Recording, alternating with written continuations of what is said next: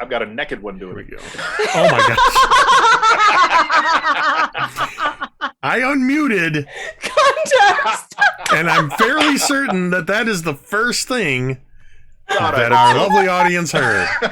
And I'm not going to explain it. Yep. Amazing. Yep. Cole Sparks confirming. Whoa, I gave you the warning. In. I gave you the warning. I We're talking know. about cats. At this, hey internets, it's Jake from Mini Terrain Domain, and this is Dawnbringers. By now, you know what to expect here.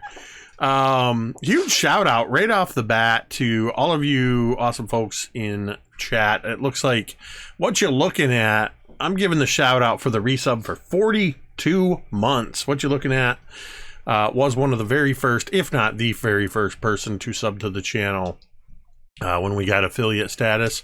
So thank you so much for that. Thanks Jarl DM for the raid, bringing your IHOM crew over here. Cole Sparks and Acerson resubbing as well. And 500 bits cheered from Tamiko means, one, we've got a level 2 hype train going in the chat already. And that means I owe you 5 domain dice. And if you are new with us and you're wondering what domain dice are, you can look up above V's head, where you will see 128 domain dice sitting up there. Domain dice are a way that you, the audience, buy things like you just saw. Resubs, raids, bits, all that wonderful stuff, tipping, all of that earns the players domain dice, and it is a way that the players can use those domain dice to re-roll. They can make me re-roll. They can go all the way up to a super critical, which is if they hit, they can spend 5 domain dice and turn that hit into a super crit, double max damage hit. And with some heavy hitters in the party, that provides for some big time damage outputs. Jeremy over there showing off his ham on his goodies. If you're interested in that, that's an in-joke. That's usually Tamiko is the one that started that, actually. But if you would like to get a Hammer Die shirt for yourself or any of our other t-shirts, you can type !merch. And you can follow the link to check that out. Of course, if you look over in the left-hand corner where Katie is not tonight, Goblin Katie is unfortunately not able to join us this evening and will be sadly missed.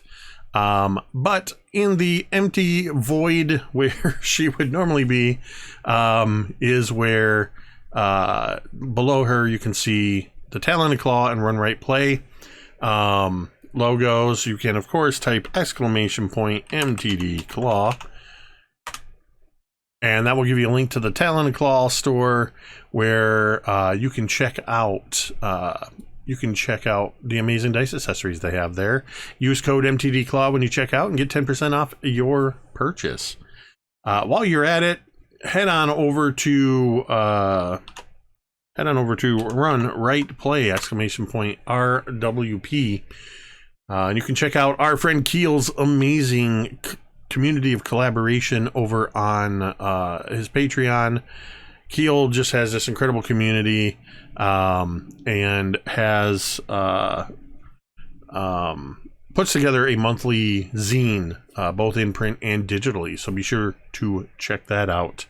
Looks like another domain die came in for you.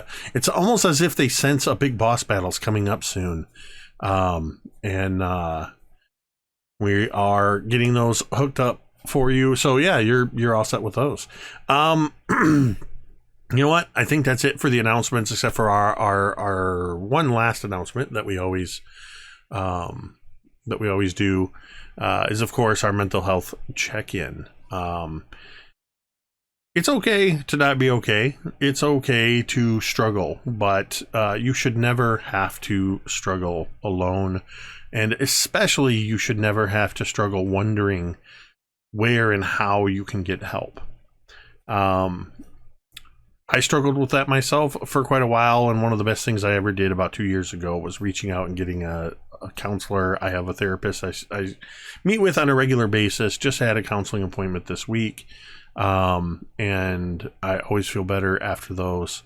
But it was through having to do some digging around before I could figure out where I needed to find such a therapist.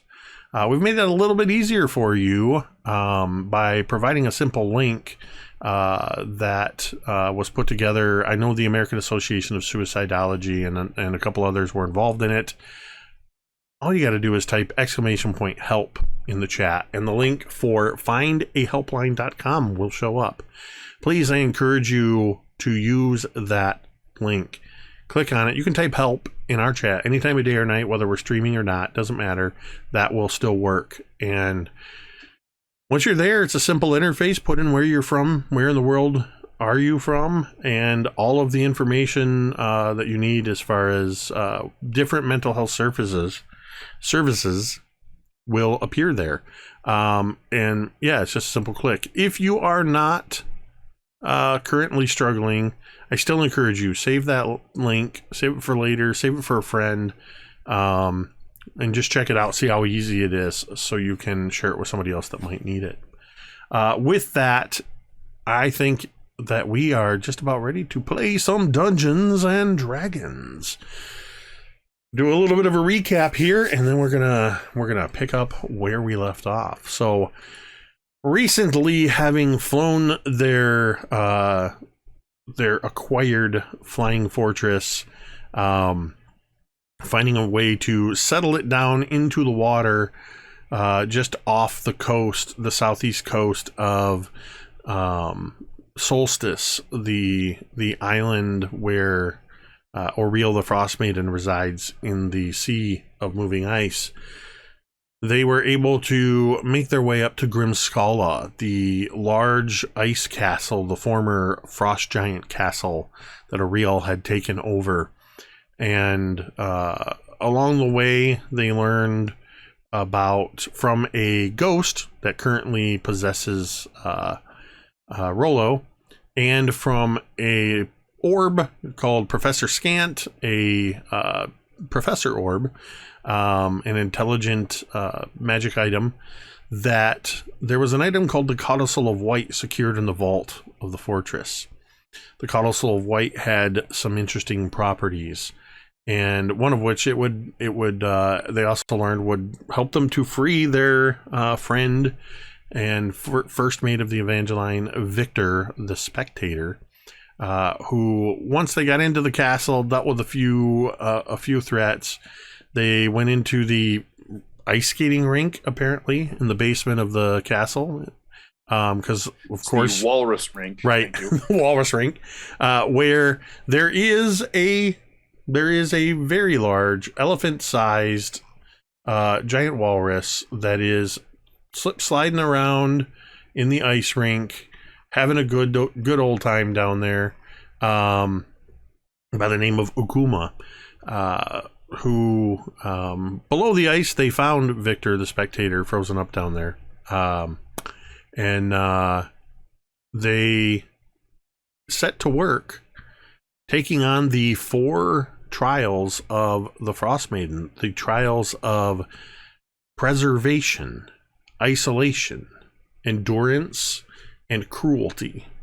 Not everybody passed every test, but at least somebody passed all of the tests. And they are currently resting up in what did Rollo rename the fortress? Was Rollo's House of Affirmation. Roller's House of Affirmation. Yes, because all of the servants inside are adorable kobolds that quickly run up and hug you and tell you what an amazing, good job you are doing. So you are currently all resting up in there, knowing that the next step is, of course, to actually head for the vault. You also know that there is a tomb to the north in this dungeon that potentially, supposedly houses the former queen of the castle. And so that's where we're going to pick up. You are coming off of your long rest in the still Up House of Affirmation. What would you like to do, Dawnbringers?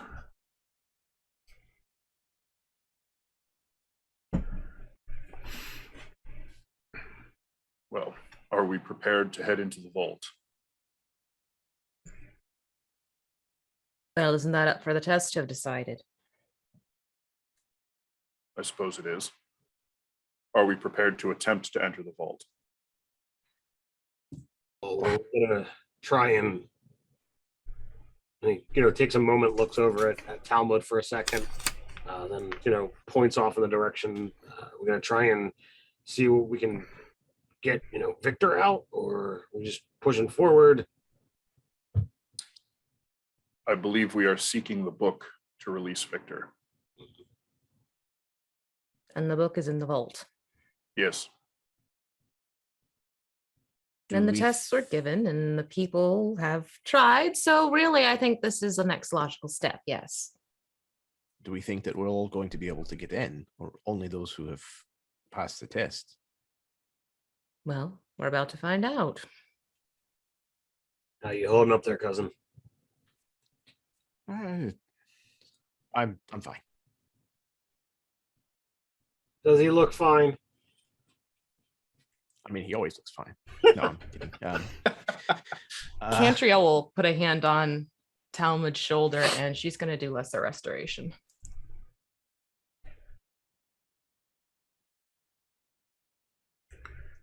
What was the condition I had on me again? Say, was Jake? he? It's stress. You have 3 levels of stress.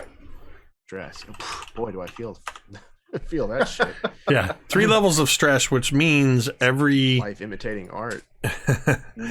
every single every attack, ability check, and saving throw would be a -3. Okay. If Cantriel is going to cast lesser restoration on you, I didn't know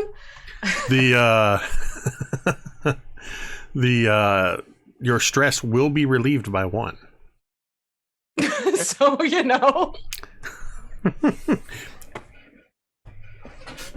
don't give me the fodder. I thought with Goblin Katie gone, you might be, but I forgot that. No, I'm the bard. V is a force to be reckoned with on her own.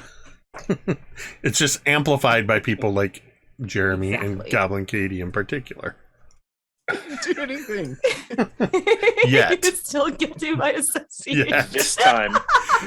You just. I'm not gonna. Never mind. I have witnesses. Thank you very much. Your stress. Let's get into trouble. Yes. Your stress is relieved by 1. I will. Thank you so much, Cantriel, for relieving my stress. There it You're is. welcome. Hopefully, it's passed a little bit. Passing. Yep. All right. Let's go. We've got doors to open and things to hit with our weapons. We did a short rest, correct? Yes. Did you do a short rest or did you do a long rest? I thought we did a long. I think you did do reset. Yeah, we took a straight up long rest. Yeah, because you have the House of Affirmation, so you're perfectly safe in there. That's right. Okay, so then she'll actually do 2 lesser restorations. I was going to say, if you had the spell slots, you could cast 3. And so that'll put you. I can. I mean, it's just gonna. I'll hit him with 1. Okay, if you could. Well, then. In the House of Affirmation, your friends see to your stress relief. It is a very relaxing night. Fade to black. Appreciate it. Just real tense after that. The spell only does a little bit. The alcohol, I think, helps the most. It is Talmud after all. True. And the attempt at making Nimsy Huddle's food. I think Talmud's been working with Rolo's staff to try to get them to perfect their sweet cakes and things to. Are you making cookies? Oh, snickerdoodles. Absolutely. That's how Talmud unwinds. He makes cookies. Amazing. He drinks and he makes cookies. Perfect. He drinks and he bakes stuff. Perfect. So he likes to bake things and breaks things. Pay attention, folks. This is gonna... Riveting Expect content. fanfic.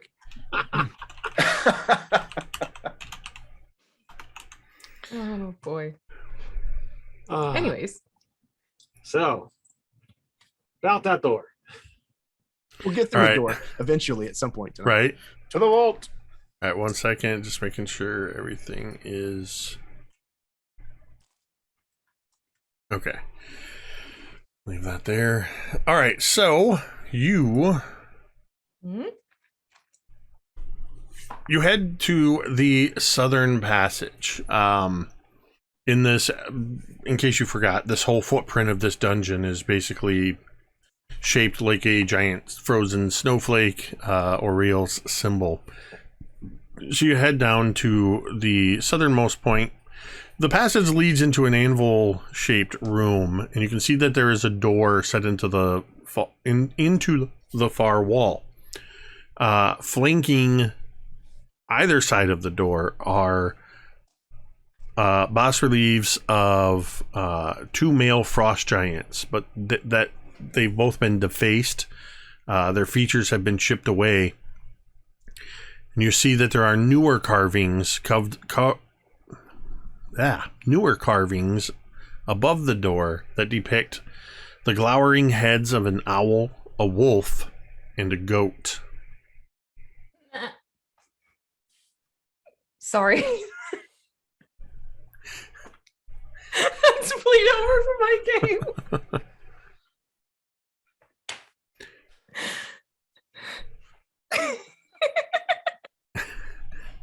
All right. What? Every single time Dot said something about her goat, I'd bleat because, it's part of The echoing sound of Cantriel's uncontrollable bleat floats around the room, and you hear in response a disembodied voice that says, "This way is shut to all but those who pass the tests of cruelty, endurance, isolation, and preservation."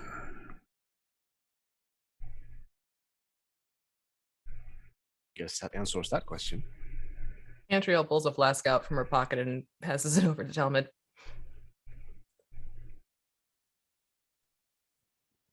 What is this for? Apparently, we're going to have to wait. Ah, fair enough. He's gonna look for a comfy spot to try to sit down somewhere.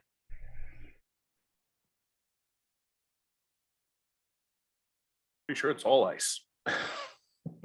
Yep, there's not really anything comfortable in here. So Sure as you far can't as we find know, a- the only ones who passed all four were Thorgarn and Rollo.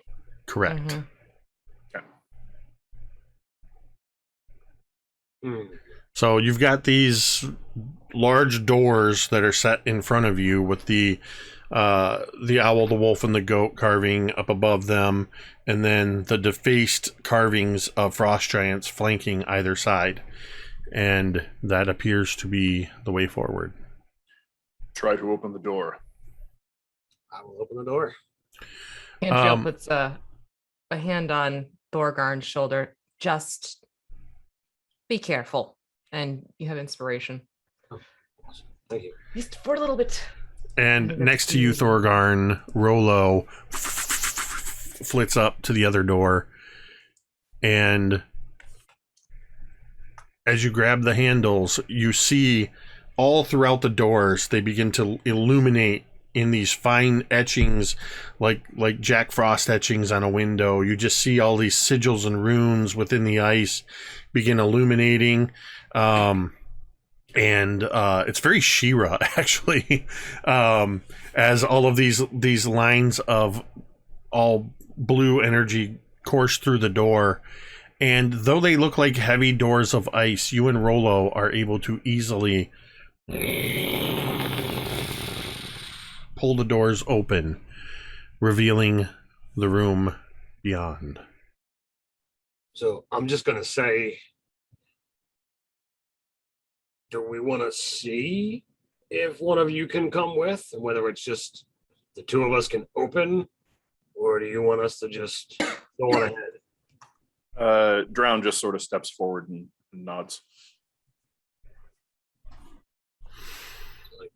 I would go first, but if they want to come with, I'm definitely down for that. Yeah, he steps up to follow. All right. Cantriel gets her bow pulled out and ready to go and sort of follows up from the back, just in case. As you head over the threshold, Rollo and Thorgarn leading the way, Drown, you follow behind, and you step over the threshold with no problem. Okay. So I will look back, nod to Cantriel and Talmud, and beckon them forward. Talmud's just kind of barely found a place where he can like sit and it's not quite as uncomfortable, and he looks up and sees that Drown pass is fine, and he's like, oh, damn it. He's gonna like put his hands down, stand back up, and hustle over to join them.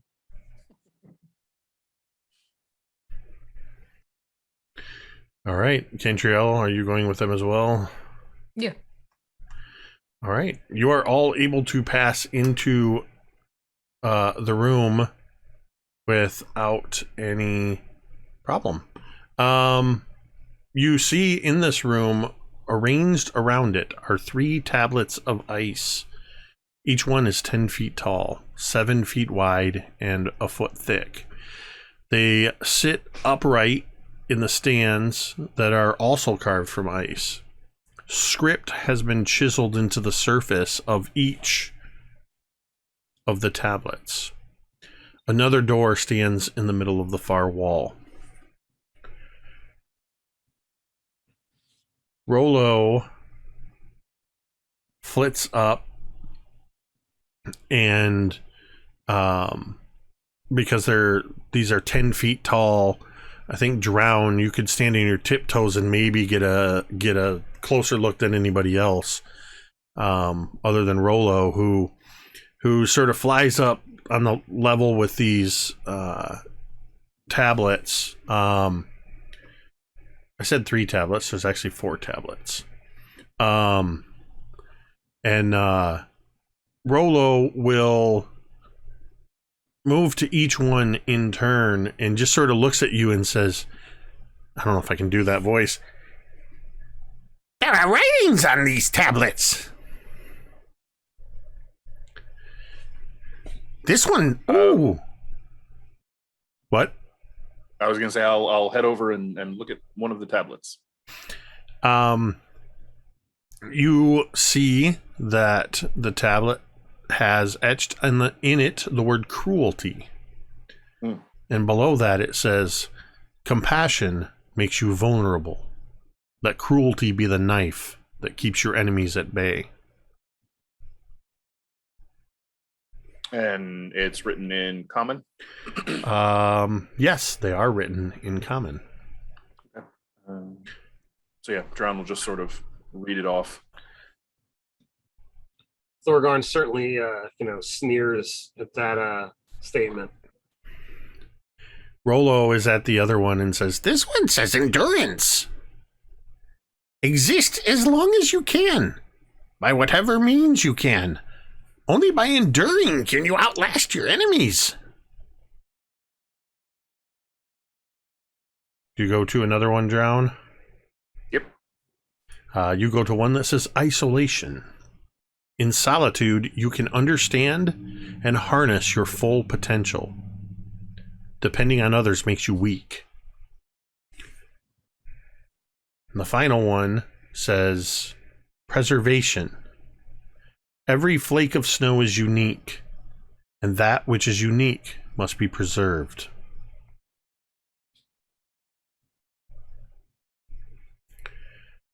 Each of these tablets sit on their plinth. Though everything is made of ice, the tablets themselves are just resting there. Drown, you can see this very clearly, that the tablets could potentially be pushed off, lifted off, carried away. They're fairly large. They're ludicrously heavy, right? Well, yeah, they're made of ice. So yeah, 10-foot tall. Well, those are the 11-foot wide slab of plinths. ice. The plinths are 10 feet by the tablets are 10 feet by 7 feet by a foot thick. Mhm. Sitting up on these big stands.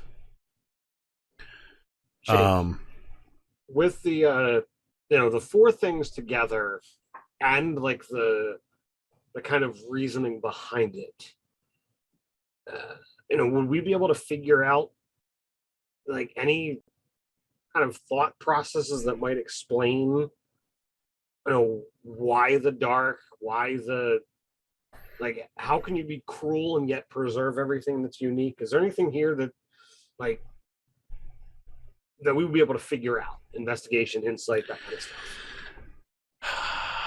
Yeah, I mean, you could. I would say. Freezes it. Say that again. So I believe she freezes it. You could Thorgarn do an insight. I would say maybe even a religion check. I'm going to be better at insight than religion. Oh no, religion is actually pretty decent here. So that's a 14. Not as well as I would have liked. Given that you are a paladin, I didn't mean to hesitate on that. I was going to make some crack about you being part paladin among all of your many facets. I'm mostly paladin. Given that you are a paladin, you recognize these inscriptions that they follow many paladin tenets, which means they follow the tenets of a religion or a god, such as Auriel. There's nothing that specifically identifies the reasoning behind why the dark, other than that it plays into the ideas of solitude and endurance. You take away the sun, you push people into darkness, and you isolate them that much further. This entire room seems like, to you looking at it, as if this isn't necessarily something that Auriel created. It may be something that her followers created as a sort of a holy place to preserve their tenets.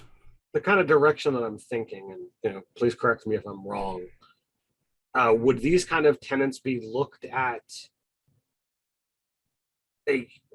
Auriel? We basically have the idea that she's a evil POS, but is there some kind of, in doing this, the people of 10 Towns are gonna be better? Like, I'm looking for any kind of saving grace in any of this, if that's coming across. I would say make another insight check at advantage. Sure. 17. There is no saving grace to this. By the methods of which you ascribe to in your own tenets, this is very much an affront to the so-called good religions, and to the gods and demigods that promote the well-being of the citizens of the realms. Her entire everything about her for the last 2 years in this world, from what you've learned, has been about isolating, imprisoning, forcing people to go without heat, go without food, forcing people to sacrifice their own friends to her, such as you witnessed a few weeks ago. I would say, based on the way you've presented yourself and the way that Father Greffin taught you in your younger days, this you would most likely view this as an affront, sacrilege. Yeah, completely. I just Thorgarn has to look, and with the with these things being here and the clear tenets, and as you pointed out, I definitely am viewing this in the same way that taking an oath to become a paladin is that way. It's endurance is not a bad thing. Everything that was there very much feels dwarven. Preserving things that are unique, that's a good angle there. So 50% of this is not bad. Cruelty, absolutely. That goes, I just said it's an absolute affront. So I just wanted to just have a moment and think. Apologize for the delay. She wants to preserve things by freezing them solid. Right. Yeah. You might recall the ice sculpture gardens you passed through on your way here with all of the That's what I kept animals thinking and about. It changes the conversation of, is it fixable? Is something happened to kind of twist and take away, or do we continue on with the plan that we had and we just need to crush? And I'm cool with that. I just had to look. Is there anything else in here except for these tablets and the stands that they're in? there's a door on the south wall. Other than that, there's only these tablets. So what information did we have about where this book is? In the vault, which Somewhere in I here. presume would be the next room. Let us move ahead. And he'll just begin walking through the door. All right. Again, in similar fashion, you and Rolo are able to open the double doors. And the magic courses through the doors, allowing you to open it up. Sorry, I had to actually look up a word I'm about to use because I had never heard this term before. As you open... That is a D&D staple. Oh, yeah. What the hell does lucubration mean? Right? It happened to us in Heart of the Nightfang Spire. I had to look up a word that basically, I think it had to do with like the smell and the presence of dead. I don't remember what the exact word was, but it was used in that one. This one, as you enter this chamber, you see that it has a domed ceiling engraved with a giant snowflake. Two caryatids depicting a towering woman stand on either side of the door in the south wall. In the middle of the room is a 5-foot-tall, claw-shaped lectern with a white-covered book resting on it. A caryatid is a supporting column or statue that is essentially a draped female figure.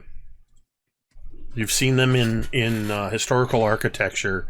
As soon as I looked it up, I recognized immediately what it was.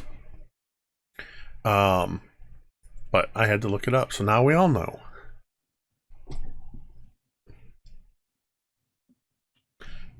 So do we just go over there and take it? Do we need to make sure that it's not trapped or anything?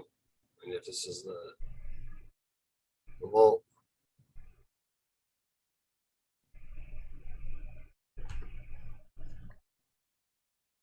At this point, there's no point in dithering around. There's All right. I walk over and I pick it up. All right. You pick up the book. The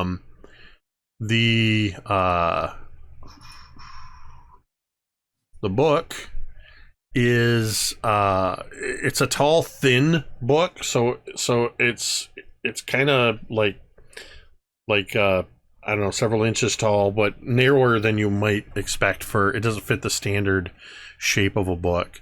It's bound in white ermine fur over seasoned boards of white pine and sealed with a clasp and lock of tarnished silver. When you pick it up, Thorgarn, It is cold to the touch. And you can see that the fur around the edges is worn from use. There are several pages of thin vellum, the edges of which have been painted with silver gilt on them. And the whole thing seems to be sewn together with strips of sinew. Is there any actual writing on the spine or the cover? Not on the spine or cover, there is not. So, what were you supposed to do with this? Well, are you looking inside it? I am not. Okay. Not yet. Thorgarn might have, possibly heard about, strange magical books, and we're in the middle of a crazy ice fortress. And Cantriel, you notice. I'm interrupting for a reason. So, normally I don't want to be rude, but this is happening as you're planning to do whatever you're doing. And Cantriel, you notice it that as Thorgarn has picked up this book and is holding it up, like, what do we do with this now?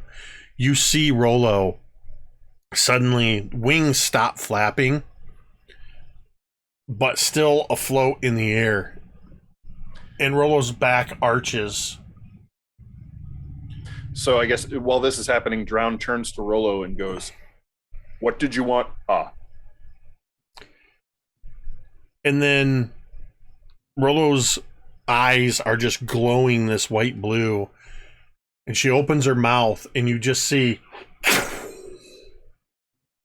something escapes out of her mouth. And you see floating above Naslantamir's ghost. Rollo is no longer possessed by the ghost. And she looks around. And the ghost makes a clucking sound. And the snow weasel comes climbing up over Rollo's shoulder and sort of leaps towards Naslantamir's arms, and in doing so turns into spirit form itself. And Naslantamir looks at all of you and just says, "Thank you," and disappears into mist.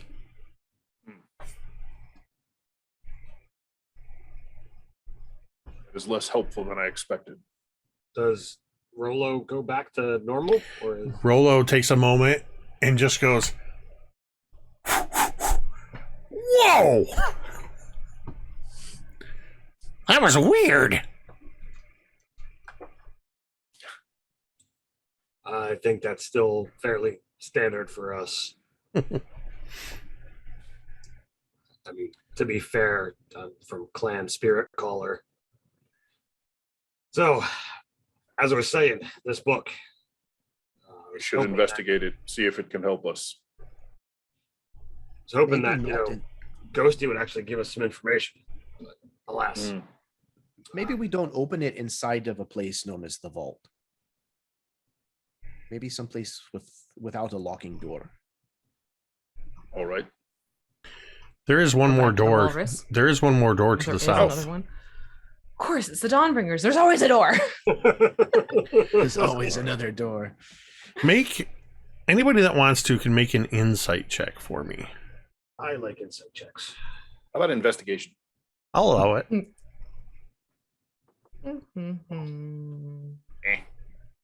I wouldn't even burn a grenade die. Only a 12 That's for me. the 19. I got a 17. The first door to the vault, you saw carved above the door the heads of an owl, a wolf, and a goat. Now you see on either sides of this door these caryatids, these draped female figures, and you're realizing when you first met Auriel in her first form, she looked very much, she had, the big owl head, but also had aspects of goat and wolf about her form.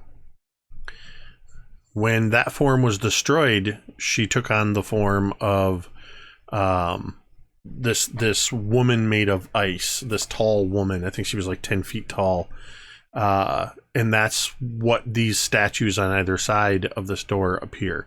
So you've seen sort of depictions of two of her forms, and these two caryatids sort of flank the door that's left to the south.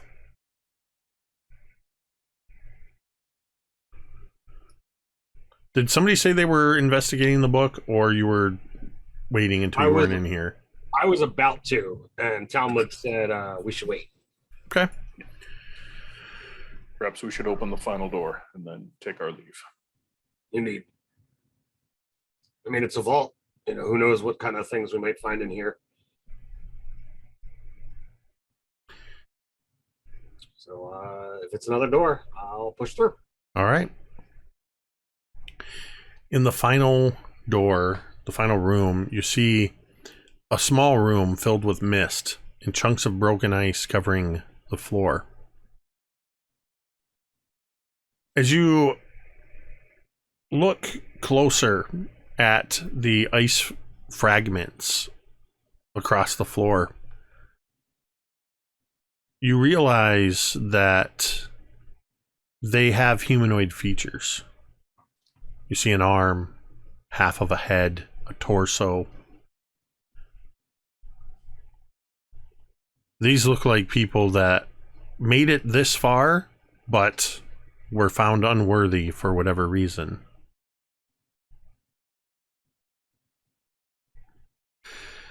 Talmud. Nope. Damn it. Damn it. I thought I could do it. You see, you said people who were found unworthy, and then you immediately mentioned my name, and I got scared. I was like, oh no. I'm gonna 47 minutes I went without screwing up your names. Thorgarn. You and Rolo, as you open the door, you both hear in your head, well,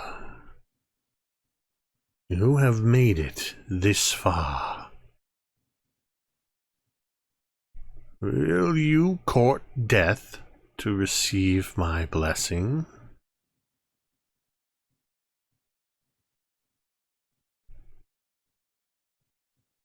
Sure.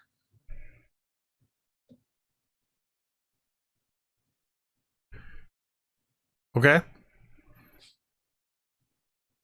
Well, I'll take a step forward.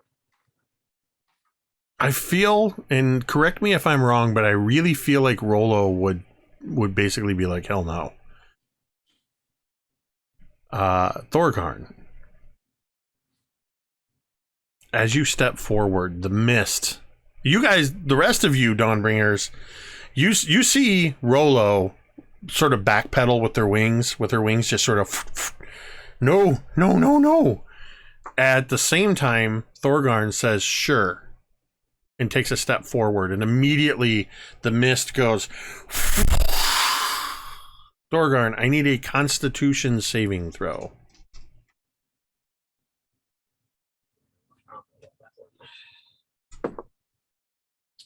How about a 25? Okay. That is a save. I hope so. I'll just say this. It was close. Oh, jeez. Wow. Thorgarn, you feel as though your body is freezing. You feel the very hairs on your head, your beard, the hairs on your arms, your any leather and clothing you wear, everything feels like it's freezing. And then the frost settles down. You have just received the blessing of the Frostmaiden. Your eyes are now ice blue. You are immune to cold damage. Oh, shite. And once per long rest, you can cast Cone of Cold with a DC 15 save. I'm going to have to write all this down here. Awesome. Here, I will copy it into the chat. Yeah, that's the problem. I can't copy from Zoom, so. Well, you at least have it to look at instead of trying to remember my words. Well, here, I'll do you one better. I'll put it in our Facebook chat. Then you can copy from that. There you go. So you all see this, and when the frost recedes, you see Thorgarn standing there with glowing blue eyes. They look very much like those cold light walkers that you saw quite a while ago. Are you all right? I think so. Even with Fig's stone, I still felt cold in here. I don't any longer. And there's, something extra I need to. Your eyes are strange looking. I can't quite put a finger on it. They're called blue. That's the one. When I say his eyes are blue, I don't just mean that he has blue eyes. I mean the entirety of his eye is glowing blue. Those like Cantriel's green orb eyes. What? Cantriel's eyes are like pupilless green orbs. Why am I just now realizing this? I have shared this bit of lore the entire time. It's an Eladrin thing. I guess that makes sense. I just never really thought about it. Drowns are similar. A little more pale, but yeah. Apparently, all of our characters were drawn by the same artist who did Little Orphan Annie comics. No pupils. Talmud, you must cut your irises out for you to be one of us. Rollo pulls out a dagger. I'll help! Oh, God. This just took a turn. I reach into my pocket and I pull out Fig stone.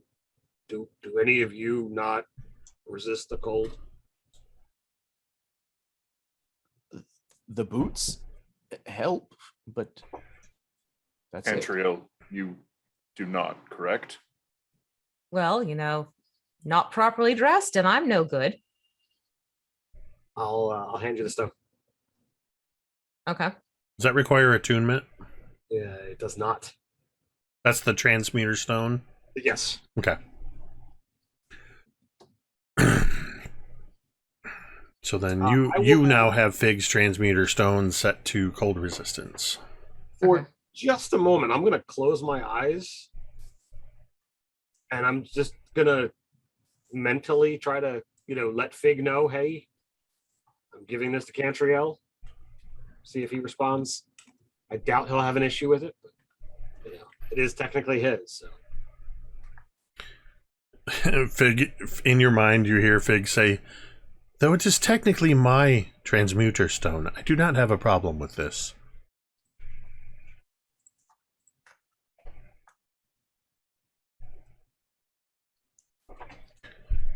Right. There is no further passage. You are at the end of this route. And there's nothing else but broken ice chunks of people in here. Nope. Well, Talmud kind of the rest of you are just standing outside of the space. Only Thorgarn and Rollo went into it properly. You're welcome to go in and take a look around if you want. Just stick his head through the door. All right. I need you to make a saving throw. Constitution. All right, this ought to be fun.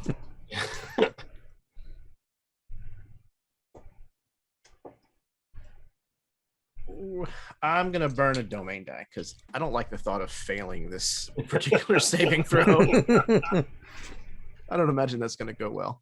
All right, let's see. That's better. That's a dirty 20. Okay.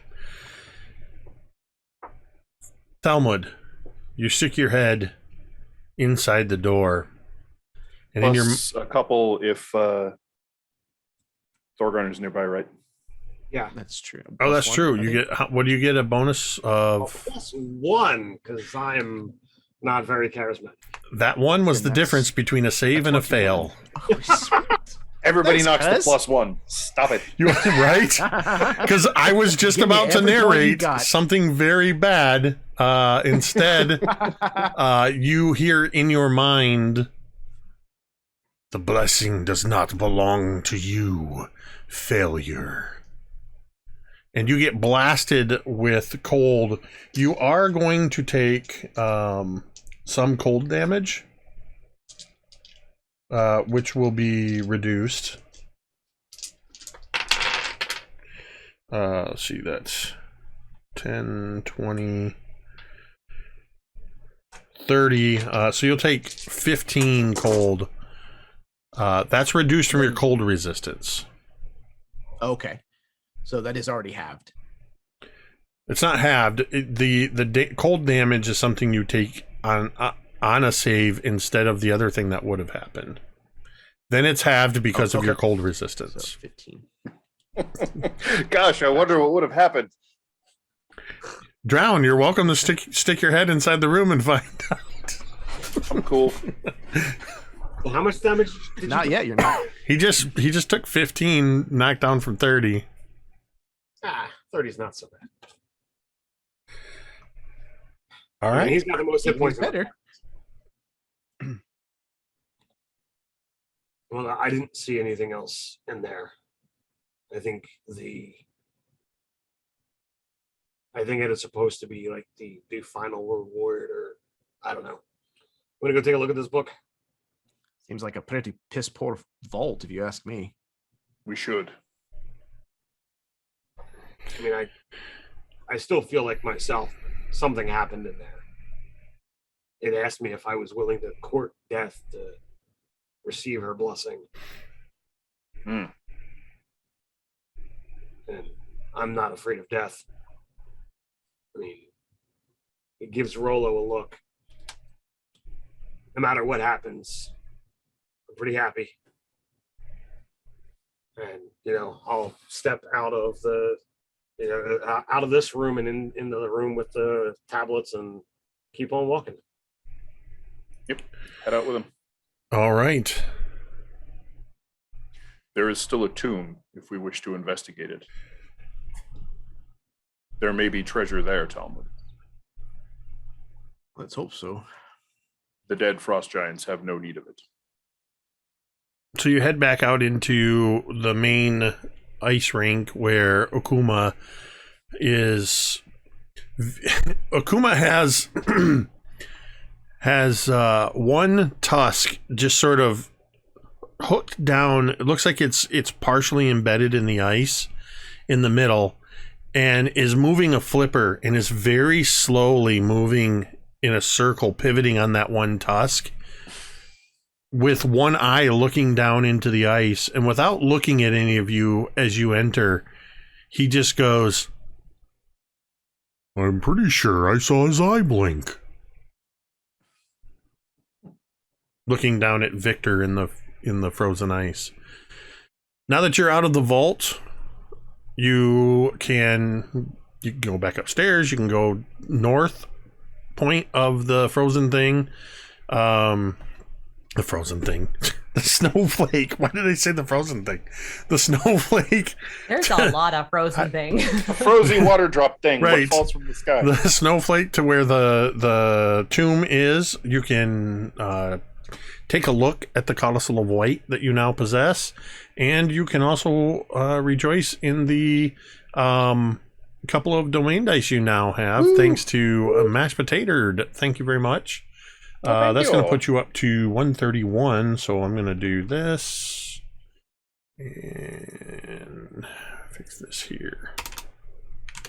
So, out of game, has Drown ever used Cone of Cold? Yes. And does, to Jake, do I fully understand the blessing, or do I know that I've got the ability to kind of call forth cold, but don't really? I would say, because the way it was bestowed upon you, you have an awareness that you are now immune to cold damage, and you know that you have this ability that you can do once a day. So when we get back out of the room, Oh, there's another. I almost missed. There was another domain die that I owe you. There was another 500 bits.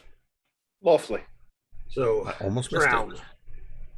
Yes. most of the spells that I enact, I typically use for healing or to empower my strikes. But you've called forth water and cold. You use magic much more offensively than I typically do. In that room, the command over cold to not worry about its sting, its bite. But I seem to also be able to call forth and attack with it in a similar way to what you've done. That is a potent spell. Her blessing is powerful. I would ask, and I kind of like direct the conversation to all of you. I don't really have a problem with dying. I know enough of the other side to know that those who have come before, I will see again. If me taking this blessing takes me away from who I am, if I can't be turned back to who you know me as, I'll put you down. thank you. That's the way I would have it. It won't be something I look forward to, but if it needs to be done, well, If we must. If it's any reassurance, I can breathe fire now thanks to great granddaddy. Hasn't exactly altered me. Well, that's as weird as this comes across. That's actually comforting to hear. Not that you can breathe fire because of him, but that it hasn't changed you. We are all changed from who we once were. Right, This but is merely one more step. I seek to make the world a better place and to help those that can't help themselves. It is kind of the opposite of what this one does here. And without If her blessing is given to you to use as you see fit, then I have no doubt that you will do exactly that. If she attempts to take or change you through it, we will deal with it. and I will fight every step of the way, but if it gets too far, if I have crossed a line where there is seemingly no return, that is when I ask you to act. Knowing this moment here, when I am truly within my mind. there's nothing Very to say well. that her blessing will outlast her. There is that. So, do we continue exploring? Do we look through this book? I dare say, and I kind of step to the side to be next to Talmud and look at the three of you. I think you'll all understand this more than me and my cousin here. And I kind of hold out the book. I think Rollo may be best equipped among us to understand it. I'll do what I can. Besides, we have she looks down at the ground and kind of near where the walrus is looking. There's Victor. Right, but I think we need to use this to get him out before we can. That's Let us open the all book, more reason. see what it says. Yep. All right, so everybody's. I'm picturing Rollo has the book and is opening it, and everybody's sort of gathering around and just looking at it. looking through this book, the first page of the book is a title page with a real snowflake symbol on it. Most of the rest of the book describes various priestly rituals and ceremonies in detail, and you recognize some of these that are outlining the sacrifices that you've witnessed and how they're to be carried out, as well as other things that go into the ways to show the proper respect to those things that Ariel has preserved by turning to ice, that the followers know not to destroy those, to defile those.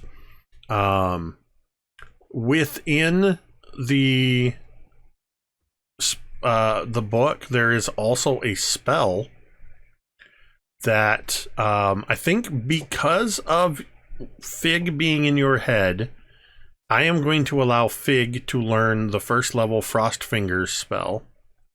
And Rollo will be able to learn this spell as well. Only wizards can learn this spell. I would imagine that there's a little bit of like scoffing at first from Rollo because it's not fire. Right. They might put it in the book, but at first it's like, you can't burn with this. Yeah, I'm gonna let Goblin Katie decide whether or not Rollo will actually learn the spell or what they'll do with it, but they will have the ability. There is also something that you will notice of particular note, Cantriel, that near the end of the book, you recognize, just in the way it's written, there is a poem.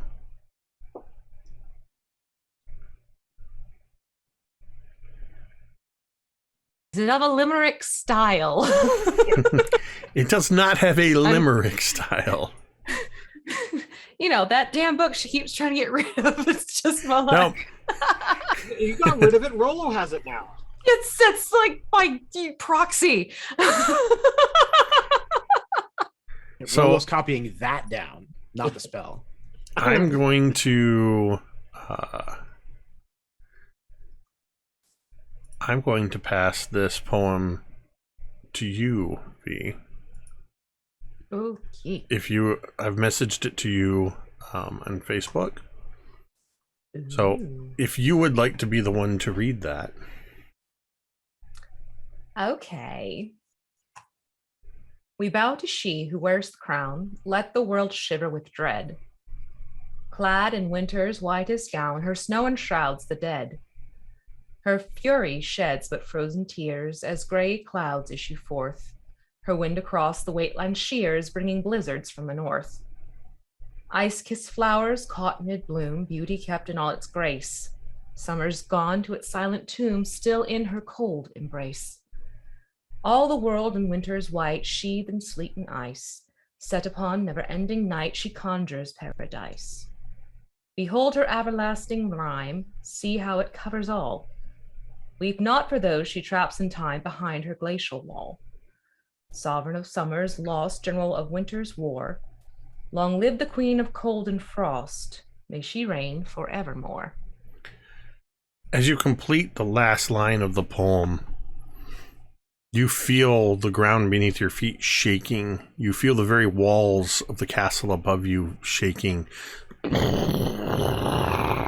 And suddenly, there's a tremendous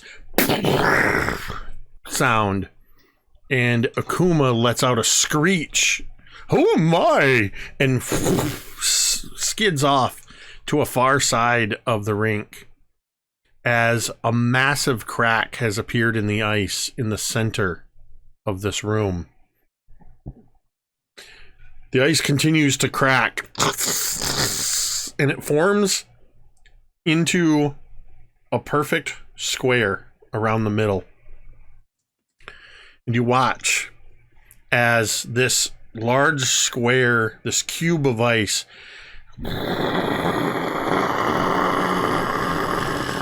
begins rising up.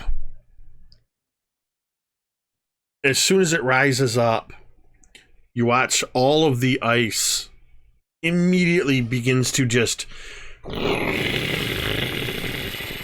rapidly melt away. And for a moment, you see in the same shape of this ice cube, you see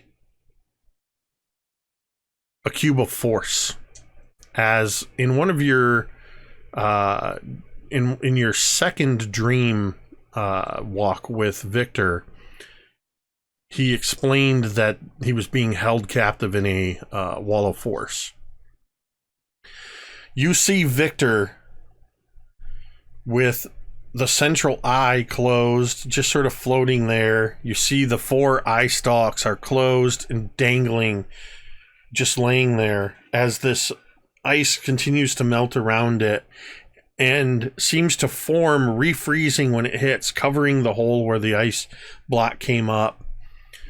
And then you watch the cube of force sort of and fade away. Victor's motionless body just hovers there. And then you see a fluttering of the central eye. And it opens. And Victor looks at all of you. Hello, Dawnbringers. Is this another dream? Not a dream this time, no. Speaking of dream. The little ones? Oh, and you watch as the 4 eye stalks all stretch out. You see something peculiar as he does this. These eye stalks are not eye stalks any longer. There are 3-fingered hands on the end of each of the eye stalks. He now has 4 3-fingered hands. And from behind him, you watch as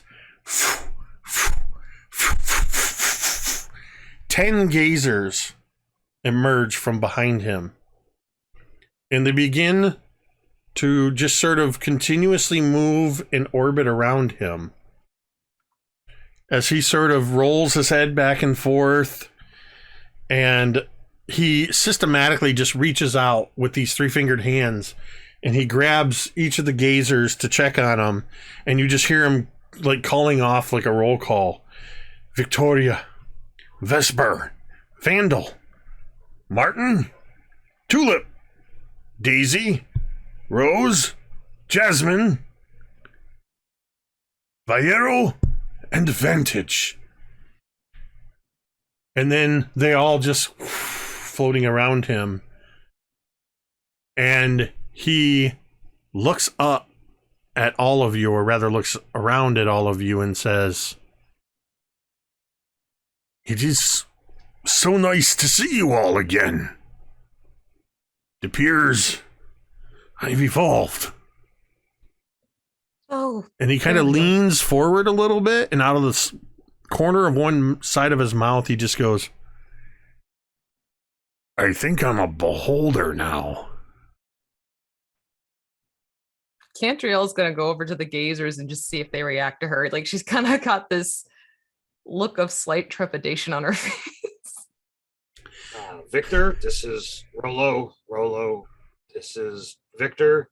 He's the friend that we've been looking for a while. Does friend work? Victor's kind of going like this because Rolo is now fully orbiting Victor with all of the gazers. I fully imagine that, yeah. There's no way that wouldn't have happened.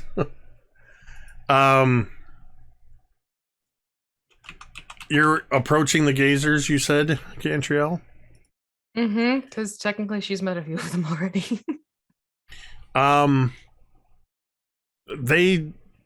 Some of them sort of float in close to you, and of course each of these gazers are these little like softball sized creatures. They've got 4 little eye stalks sticking out of the top of their head and a central eye and the little mouth, and they will sort of float. A couple of them come in close to you, and they just sort of hover around without, like curious puppies.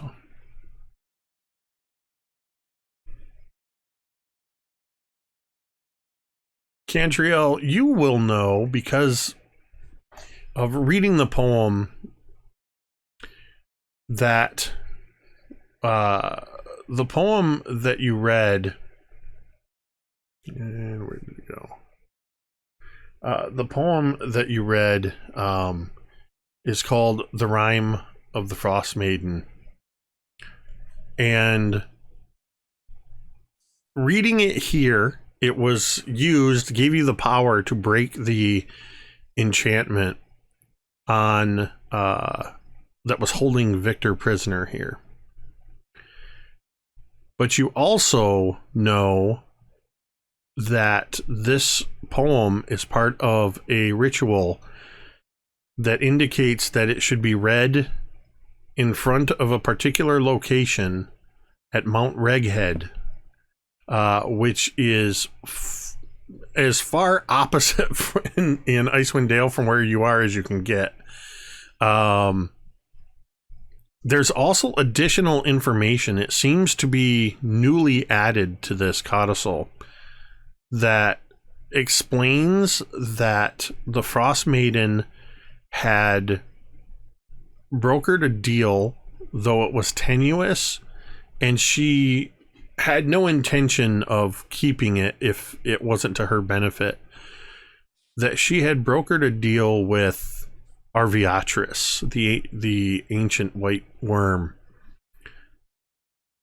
that would help to secure the secrets within Mount Reghead.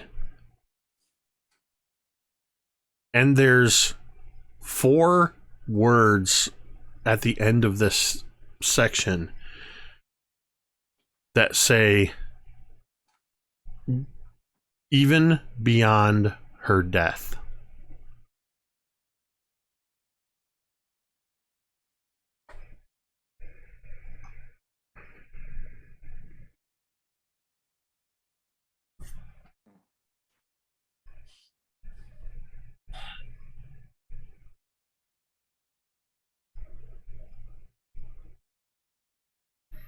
Well,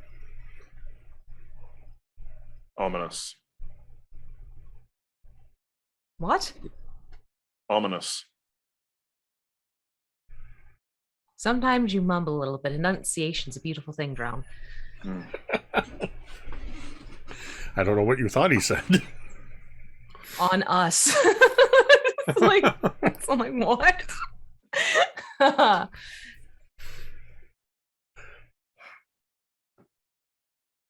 So, I don't know about you, but I'm getting tired of the cold. have you found the rest of the crew? Did you find the ship?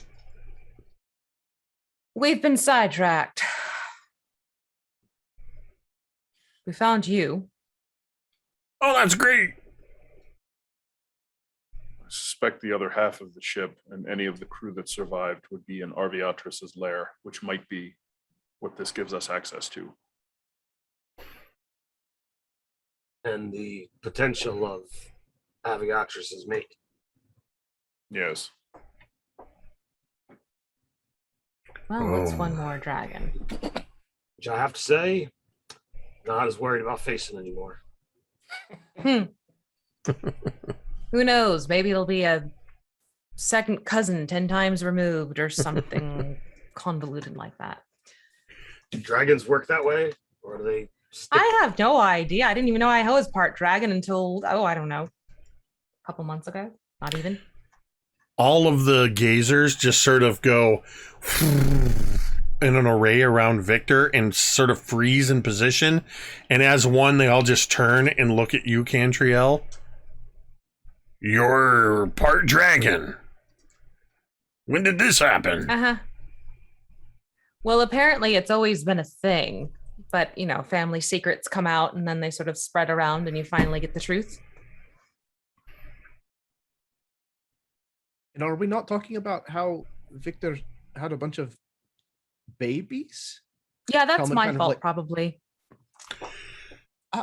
Oh, More like he's lying to Talmud, himself. you see, when a beholder has dreams, very certain types of dreams, they spawn into existence other beholders. I'm not a true beholder. Well, I wasn't. And So are you, every time Cantriel visited me, more of these showed up. so were you Oh. dreaming of Cantriel? Oh. I don't think that I was dreaming of Cantriel. It felt more like Cantriel came into where I was dreaming and was there, and You made babies. don't make it weird, Thorgarn. It's the Dawnbringers. Things get weird. I don't know how to process this. How is it your fault then, Drown? Because I cast the spell that sent Cantriel into Victor's dreams. So I wouldn't call it a fault. It's a blessing, if anything. Look, I have 10 beautiful beholder babies. So, like, are all three of you the parents then? Cantriel just starts like laughing.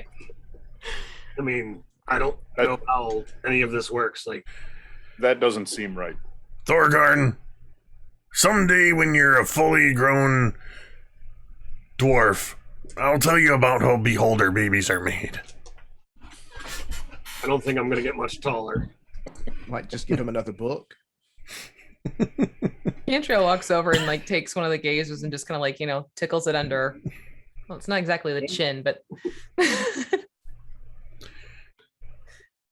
So now that you're out, and you've got kids, friends, I don't know exactly what they're referred to as. You're gonna have to make sure that you're safe while we go deal with Queen Frosty over here. You aren't implying that you would leave me behind. I would absolutely not be wanting to bring you into a fight with children. Tell you what.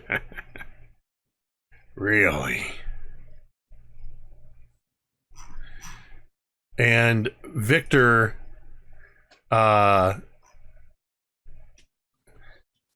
Victor says, hold on a moment. And I would like you to roll me a d10. D10? Sure. That's gonna be a 7. Okay. Perfect. I got to roll a d20. Okay, good. Victor reaches out and grabs one of the gazers and just says, come here, Rose, and holds Rose out, and you see a ray of light shoot out towards Ukuma the walrus, who was already still in the background, just sort of sliding back and forth on the ice. And as soon as this beam hits Ukuma, you just see Ukuma just sort of continue sliding and lightly thunk into the far wall. And then you just hear...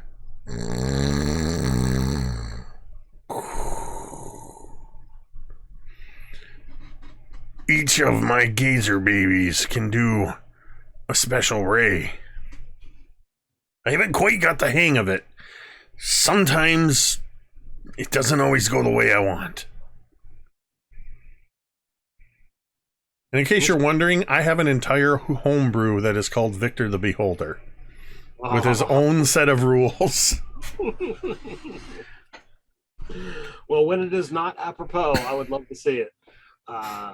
Well, I just don't want to bring harm to your kin, but I'm not going to stop you. Know that the creature we're going to face, whether it be today or the next couple of days, we believe it's the advanced form of whatever this Ariel is. Plus, it's encased in the body of a very powerful druid. Oh, yeah. It's, Oriel the Frostmaiden, in order to survive, has joined physically with Vi the Corrupted, as she is apparently calling herself now. I may have forgotten to mention that, whether on purpose or accidentally, Oriel has an open telepathic link with me, or did until the poem. I heard everything that was going on. That boy, were they pissed when you were landing. Apparently, they were fighting all the way down from the sky, and they were trying to kill each other, and Oriel realized the only way she could survive was to basically possess Vi. And I don't know who Vi is. She's apparently a really powerful druid. Now the two are one, and they're super pissed and super powerful. So is it Vireal? Is that what it is now? You see, let's see, that would be 40, 50, 51 eyes blinking at you.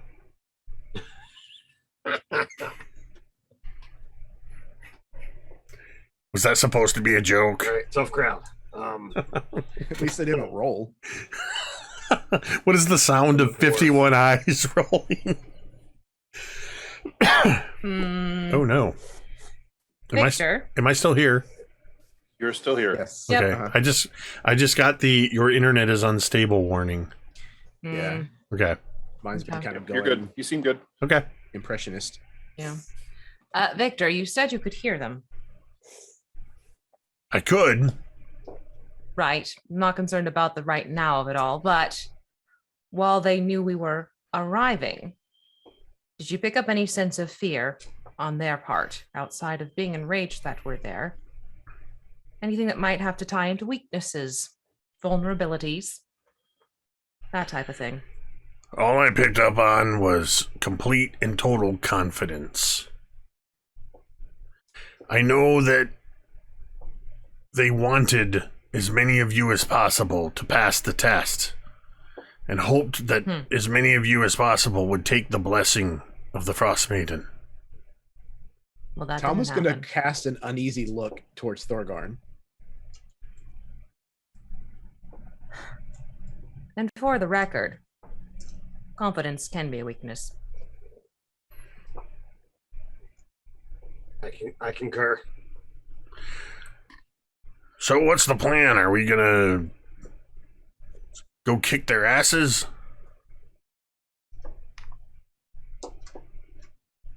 Yes. First, we are going to examine the tomb, if we still wish to. Just in case, you never know what's in a tomb. The crew could be in there for all we know. We're pretty sure that Talmud like puts his finger like on Thorgarn's lips. So the Dawnbringers now have rescued Victor, who is now Victor the Beholder. Though instead of having eye stalks, he has 10 gazers that float around him. What this means and how he operates similar to a beholder, we'll just have to wait and see. This is where we're going to take a 10-minute break. It is pretty much 10 o'clock. Thank you to everybody who has tuned in so far. So many bits and subs and follows and all that good stuff. We appreciate it so much. We will be back in just about 10 minutes, so we'll see you on the other side. And we're back. Whoops. There we go. All right. So you have rescued Victor the Beholder. You have the Codicil of White in your possession. Thorgarn has received the blessing of the Frostmaiden. And before you go up to deal with the Frostmaiden / Vi the Corrupted, you want to clear out this tomb because the Talmud's itching for some treasure. And we might think that the crew could possibly be in there as well. treasure might help us with the fight. Just, All right. So is that the plan then, to head towards this tomb at the northern end of the frozen thing? the snowflake? All right. There's also the thought pattern, out there that if this is the Frostmaiden's lair and we kill her, the loot might go away when the structure begins to collapse, and we might not have a chance to collect it. And it's not like we've already done this before, so. Okay. There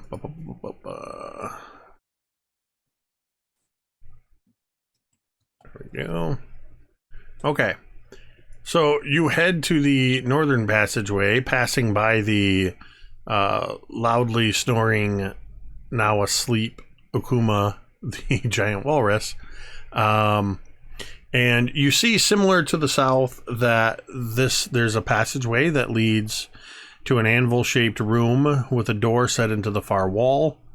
Flanking the door are bas-reliefs of two female frost giants holding great axes, and runes are carved into the door's surface. The runes are dwarven. Well, that's interesting. Anybody who would like to can make a history check. Drown may do so with advantage.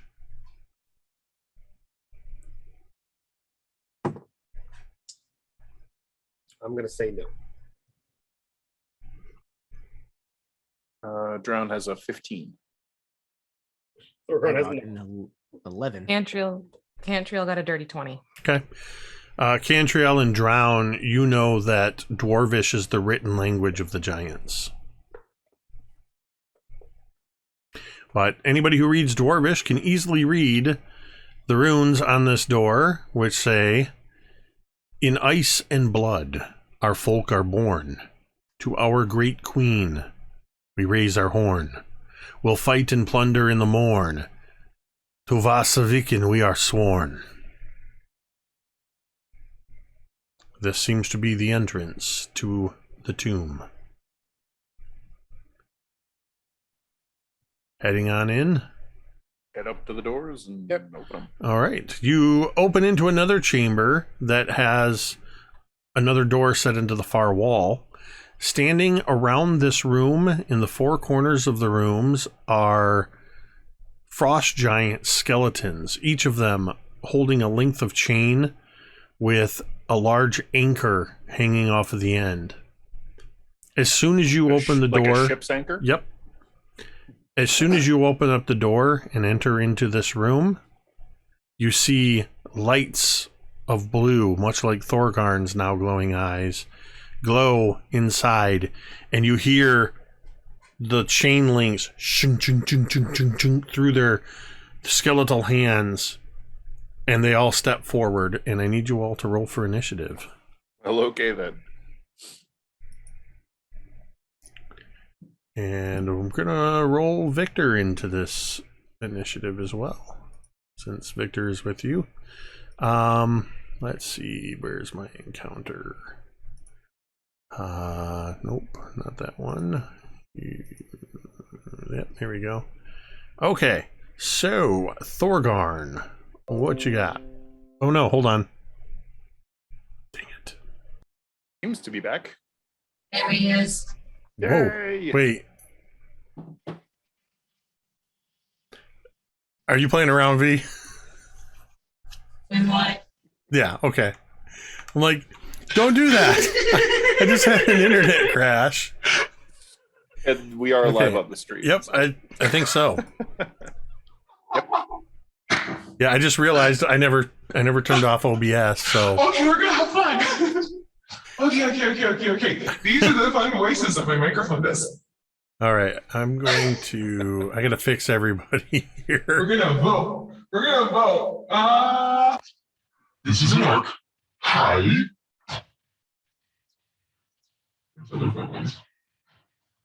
Mine's been buffering, you're saying. Thanks, Satan. I mean, I say it just fine. You're welcome. I see us live, so Yeah.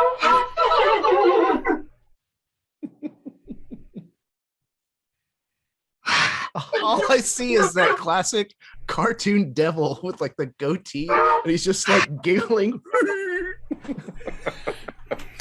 It's like him from Powerpuff Girls. Powerpuff Girls. I was thinking the same thing. These are too much fun.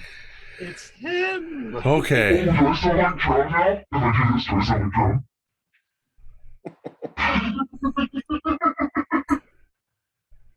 All right. Well, while the exorcism on V is taking place, I'm going to give you all 10 domain dice, courtesy of our good friend Joey P. Did you Thank you. Whoops. take away dice or did you add dice? I just took away domain dice.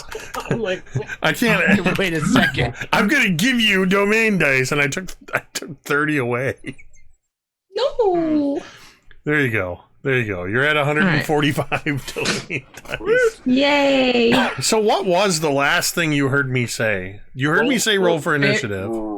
Er, That was pretty No. that's the last. Yeah. You didn't even hear roll for initiative?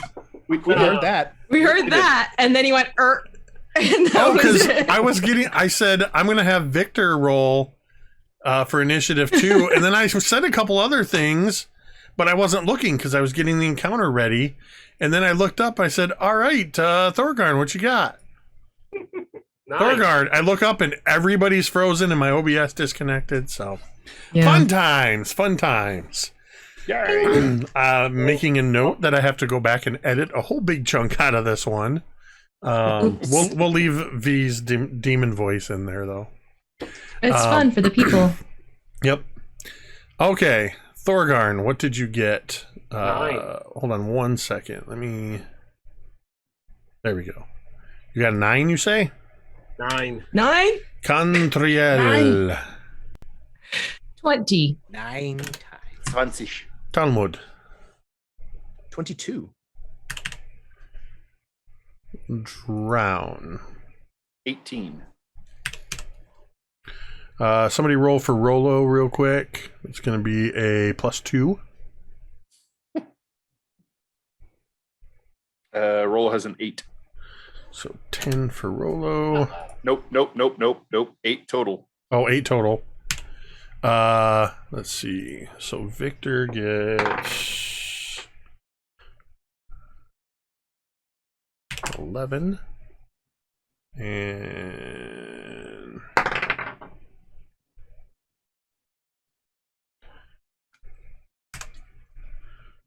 this might not even be a fight based on where the skellies are in initiative order. So you got 4 of these giant frost giant skeletons. Each of them has an anchor on a chain and has stepped forward with an icy gleam in their eyes. Talmud, you're up first. All right. Rounding on the nearest, I'm going to brandish my maul menacingly. I'm going to fly into a rage as my tattoos begin to glow up my arms and across my face. I don't know who's going to play. Who's coming out? Orlok. So as the kind of weathered, ghostly visage appears out of Talmud's face, he curls up his lip. I've always fucking hated giants. He's going to charge at the closest one and bash him about the shins. Sure. Recklessly.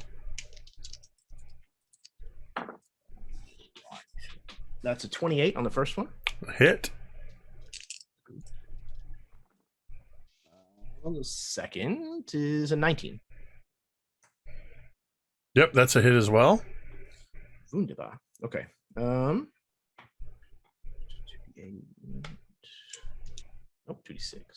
Yep. 20 from the first one. And 18 from the second. So 38. And Gerta Brilne is a maul, correct? Yes. Mm-hmm. Dealing bludgeoning damage. Yes. You do 76 points of damage.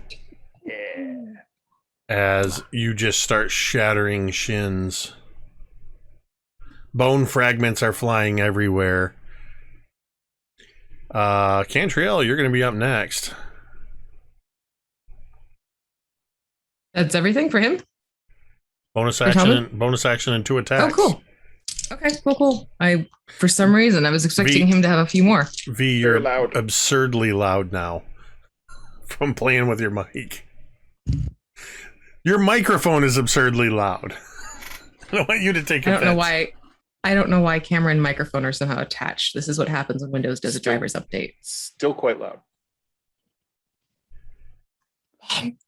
I'm going to use Produce Flame.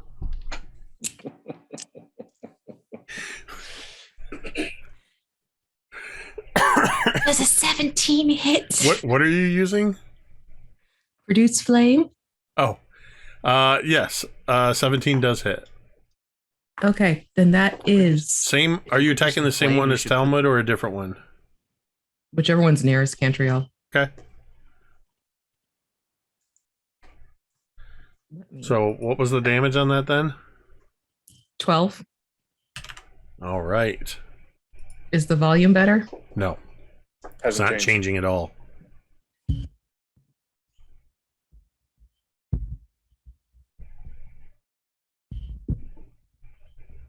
I'll get back to you.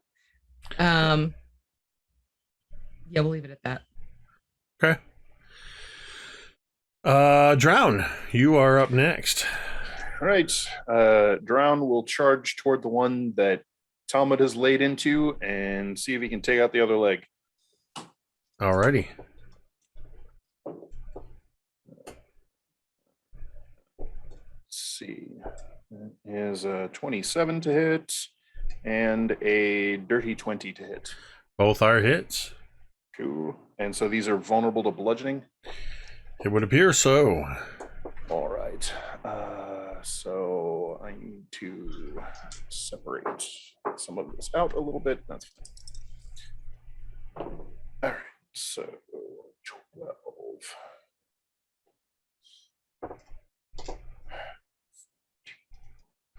So this is going to be 12, 26, 26 bludgeoning that doubles to 42. 52. Sorry, 52. And 10 necrotic. All right. Yeah, this particular Skelly is just wavering on shattered bone legs. There's just thin ligaments that seem to be ligaments and some kind of otherworldly magic are about the only things that are holding this thing aloft at this point. I assume these are probably also what do you call that? Immune to cold. So I'm not going to bother. You know what? I'll conjure up a tentacle anyway. Sure, we'll just double check. So I'll hit it. Are they immune to cold? You hit it with your tentacle, and it seems to have no effect. Cool. All right. Well, I'm done. All right. It is Victor's turn. Victor is going to float into the room. He is going to float up near the top, and you see his main central eye just sort of, he closes it, and when he opens it, you just see that there's it's almost taken on like an iridescent look to it. At the same time, he starts reaching out. Let's see. That's going to be, he calls out, Viero. Where's my writing utensil? So I can keep track of these. He calls out, Viero. Vantage. Rose. And Daisy. As he grabs 3 of the, or rather 4 of the gazer babies. I did not think through how many times I would have to say gazer baby. And the very first one he shoots at one of these skeletons. The skeleton is going to have to. Where is it? Okay, Skelly's gonna make a con save. That's gonna be okay. The Skelly saves, and so is only gonna take half. So it takes. Where is it? Where's the encounter? This is one of those times where I have way too many windows open right now. Let's go. D10, 1, 2, 3, 4, 5, 6, 7,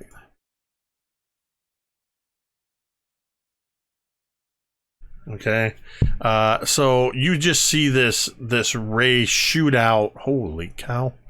And does to the first skeleton does 36 points because it's saved of damage.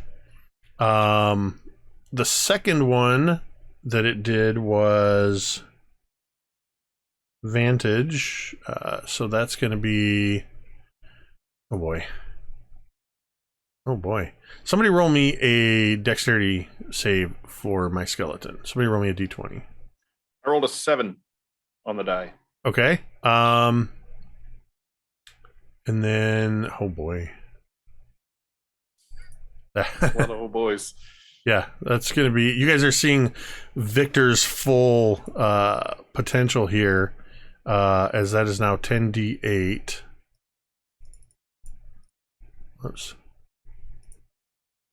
1, 2, 3, 4, 5, 6, 7, 8. And And piss him off. Well, apparently I already did, so. so He's trying to show off. that's 40 points. Okay, it's force damage. Okay, so he's not resistant. So 40 points of force damage as the skeleton is just slammed into with another eye ray. That is going to be against this one. And then Rose. Oh, shoot. You know what? First one's good, second one's good, third one's good, fourth one's good. Okay. Rose is...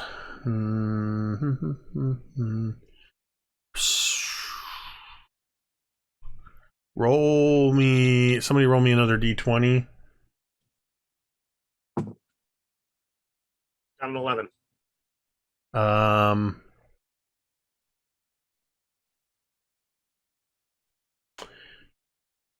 Okay, one of the skeletons just... The light goes out in its eye, and it just sort of slumps down. And its head just goes off to the side. You don't know if it's dead, if it's asleep, what it's doing. And the final one is Daisy. So this particular ray... Okay, somebody roll me another d20. This is going to have a plus 6 to it. Oh, there he goes. Did you hear me? He's back. You skipped there. Oh. Something about 6. Oh, I just said that it's Daisy. Somebody roll me a strength save and add plus 6 to it. A d20 and plus 6. That's a 10 total. 10 total. I'm glad I'm not making these saving As throws. another skeleton gets lifted off of its feet and is raised 30 feet in the air telekinetically. Now, here comes the fun part. I need 4 people to roll me D100s. Well, it sounds like there's 4 people in the party. Who needs to do it? I got a 91. Wait, hold on. I'm sorry. Yeah. Strike that. Drown, what you got? That's a 5. At the same time the first eye ray goes off, in the middle of the room, what looks like a mechanical eyeball with little wings and thin spindly legs appears in the middle of the room, looking very confused. Oh God, he wild surges. I would also like to know, Cantriel, what'd you roll? Oh A nice no. number. Okay, now you're really super quiet. I didn't hear what you said. She said a nice number. Okay, I think I know what that number is. She wins D&D. Nice. Nice. Oh boy. All of you in the room, including the skeletons and the very confused Modron, are now invisible.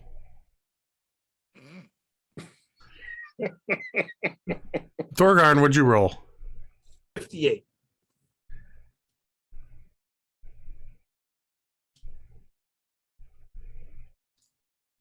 Okay, we'll see what happens with this one. And then Talmud. 91. Okay. We'll see what happens with this one as well. Basically, for this one, we'll just wait and see for the two numbers the dwarves rolled.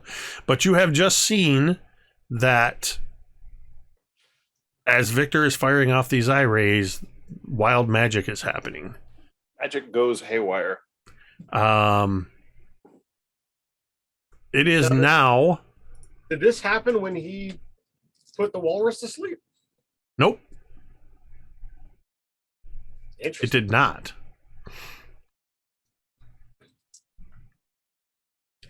Thorgarn, it is your turn. You and everybody around you are completely invisible.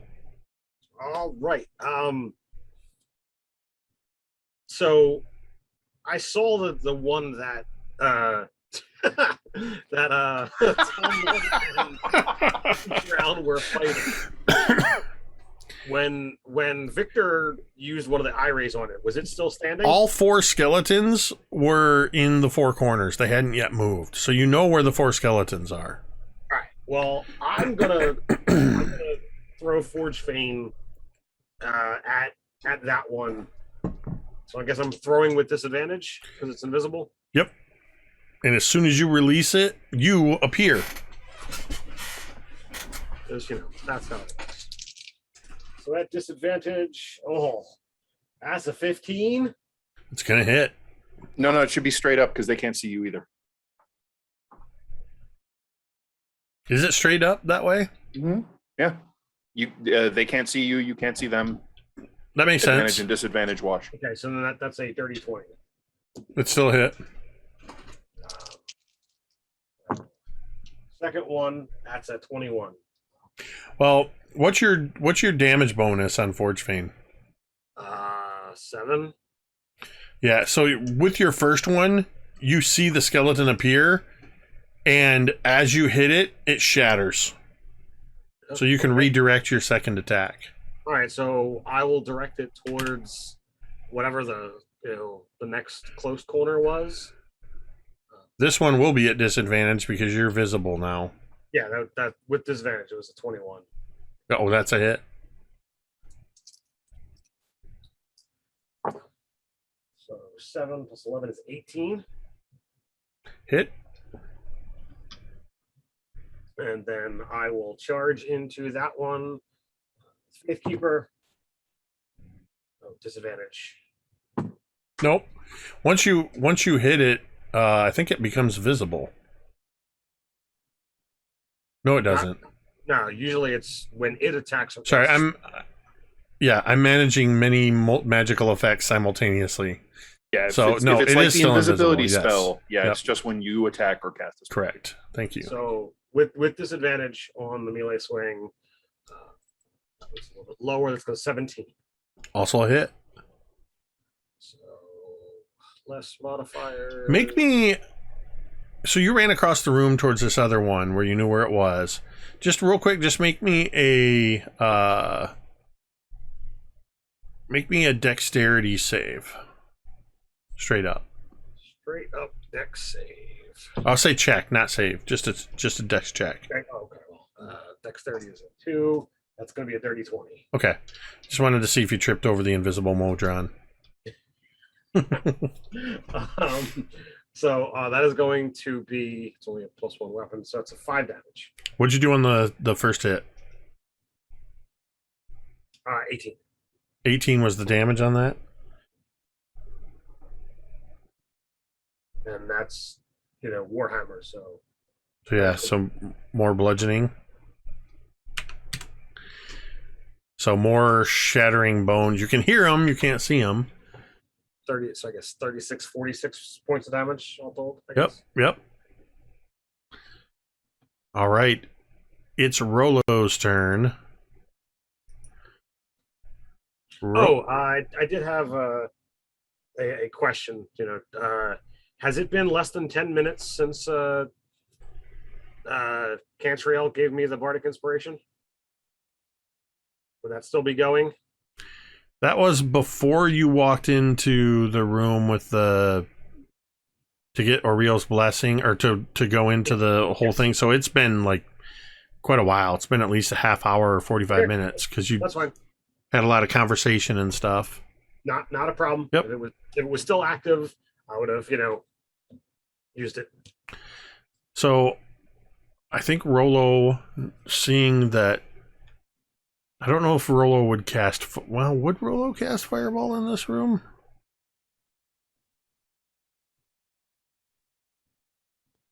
Can't she? The issue is sculpt? not being able to see people, so that Yeah. might prevent her from sculpting. I don't remember how that feature works. That's fair. Let's see. Let me check that real quick. Sculpt spells when you cast an invocation spell on a creature that affects other creatures that you can see. Yeah, I think Rolo, without Goblin here, I'm not going to do that. So I think Rolo would use their Dragon's Breath instead, targeting where they saw the Skelly last. So that's going to be it's a bonus action to. Okay, yeah. So they're going to aim for one of the other corners, and they are going to do that. So Skelly is going to attempt to save versus that, but they can't see coming. Oh, yeah. With that's a negative on their dex. So you see Rolo suddenly appears, and just a gout of flame issuing forth from her mouth. She cast it at 4th level, doing... Wow, that's some crappy rolls. I rolled a 2, a 2, a 1, a 3, and a 1. So 9 damage. As the fire seems to hit not where this thing is. But 9 is better than none. The skeletons are going to... one of them appears as it swings at you, Thorgarn. And that is going to be... For its first attack, that is a 18 to hit you. That just hits. For its second attack, that is a natural 20. I think we could re-roll the natural. No, it doesn't matter. Doesn't matter. I'm immune to crits. You're immune to crits? Yeah. Adamantine breastplate. Woot woot. Okay. I've been waiting for this one for a long time. I totally forgot you had an adamantine breastplate. Like, yeah, go ahead and crit me. Okay, so the first attack does 30 slashing damage to you. Right. Or bludgeoning, sorry. Damage is bludgeoning because it's an anchor that it's hitting you with. The second Can I send my spirits to intercept that? yeah, it appeared. Some of that damage. So you would be well. Does an invisible creature appear when they attack or when they hit? I think it's when they attack. I'll allow it. But the way that it reads, if it helps you make the decision, is if you're raging and another creature you can see within 30 feet of you takes You can damage. see Thorgarn. Oh yeah, you can see Thorgarn. You're good. Okay, Yep. cool. So 3d6. I get to shave off. Ooh, there you go. That's 14 points, brother. So it only does 16 on that first. Is he? How close is Thorgarn to us? He ran across the room, so he's about 20 feet away. The second crit that's not a crit is 20 bludgeoning damage. All right, so I take a total of 36. Correct. The next skeleton, well, that skeleton's dead. Let's see, what's the reach? Well, and he's huge, so the next skeleton is going to start swinging the chain around as it appears, and it is going to take a strike at Rollo, who just breathed fire on him. That's going to be a 13 to hit Rollo. That misses. And the second hit, as the chain swings back up again, that's going to be a 28 to hit Rollo.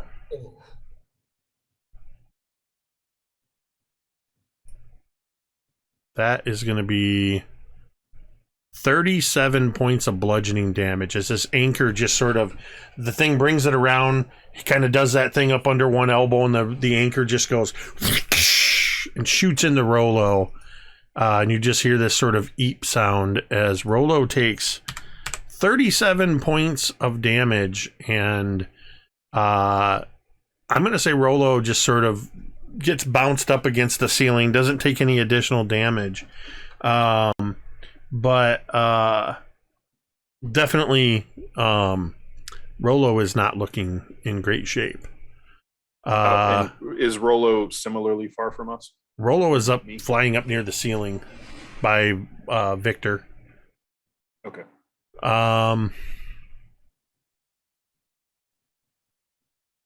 There's one more skeleton that is going to move across the room toward Drown and Talmud. And it is going to attack each of you. Talmud. Ooh. Okay. I am still invisible, if it makes a difference. It does. Okay. So that is a 17 to hit. I believe that does. I think that's the number. Yep, on the nose. Okay. So Talmud, you're raging, so this will... Oh, you got lucky. 16, drop down to 8 bludgeoning damage. Drown, the anchor swings around for a 17. This one will be at disadvantage because it's visible now, and I'm not. So let's see. Whoops. So that was a 17 or a 17. I rolled the same thing both times. Well, all right then. That hits. Drown, no stranger to getting smacked around by giants. You take 17 points of bludgeoning damage from the anchor. And I'll use my reaction to absorb some of that with my defensive coil. I'll cut 10 off of that. So all right. 7. And with one of these huge frost giant skeletons directly in front of you, Talmud, it is your turn again. Okay. Yeah, he's just gonna wheel around on this thing. Probably not even cognizant of the fact that he himself is invisible, and is just gonna bring it down on the bony feet of this thing. You know what? I just realized something. I need to retcon something. I'm gonna say that the attack on Rollo didn't happen because that was the skeleton. There we go. That was the skeleton that was put to sleep by Victor. Ooh, So it shouldn't have been able to attack. cool. So retcon the Rollo situation.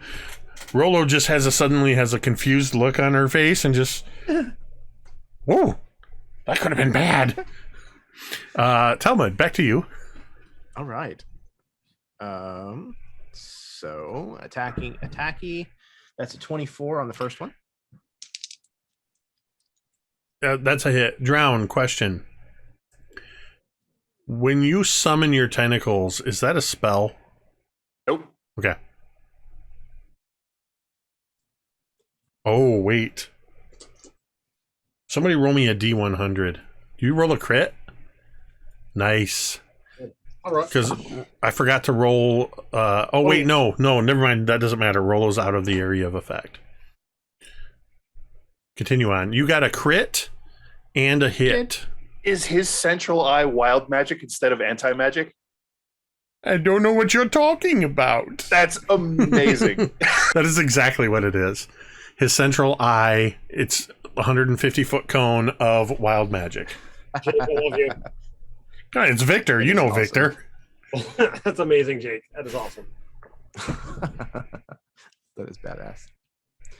Okay, so I critted on the second attack. On the first one, I'm going to go ahead and pop 5 domain dice and turn that into a super crit. Oh, nice. Okay. So you're turning the first one into a super crit? Yes, the one that was not a critical. Okay, so what does that do? I'm going to cheese this. So let's see. Double max damage.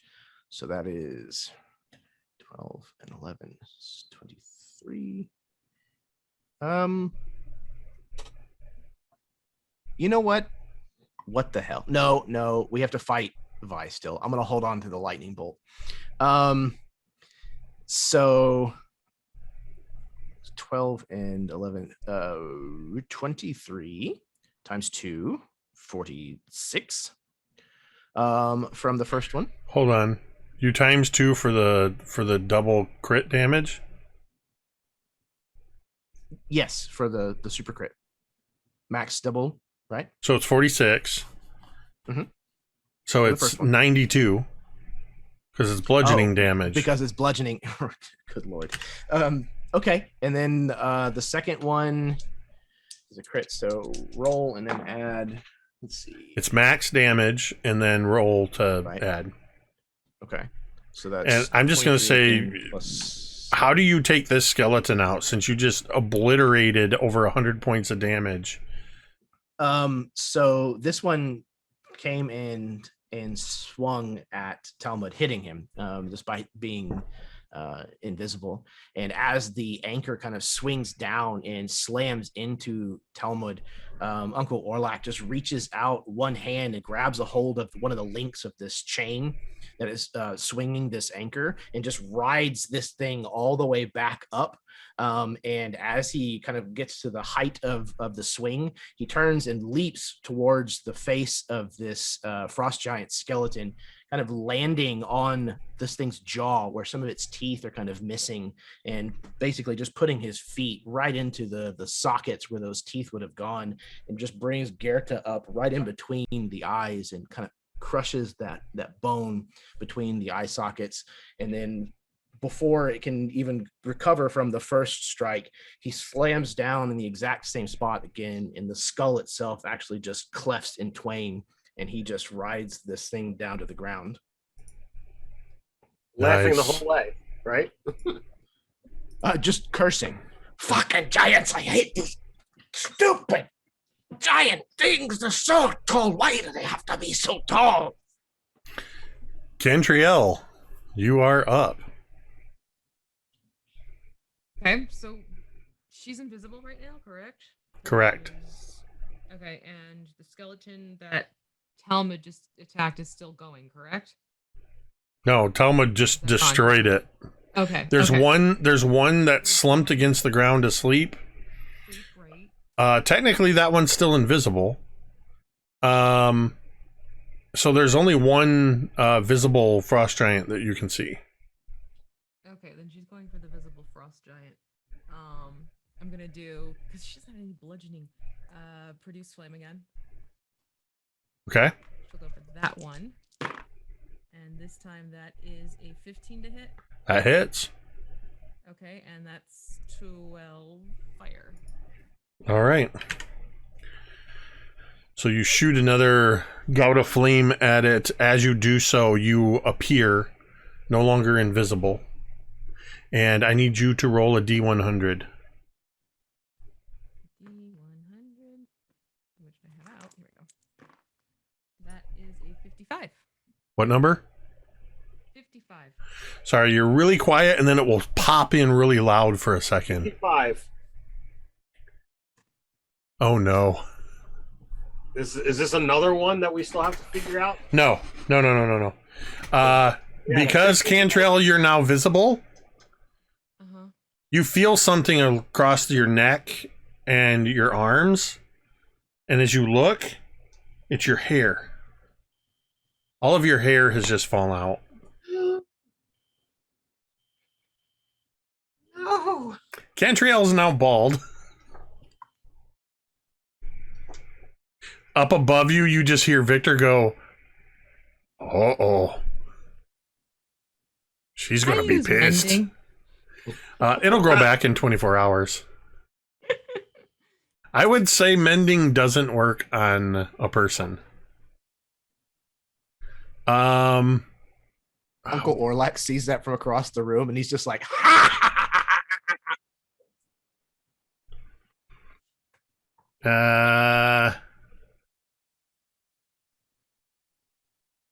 Drown, you're up next.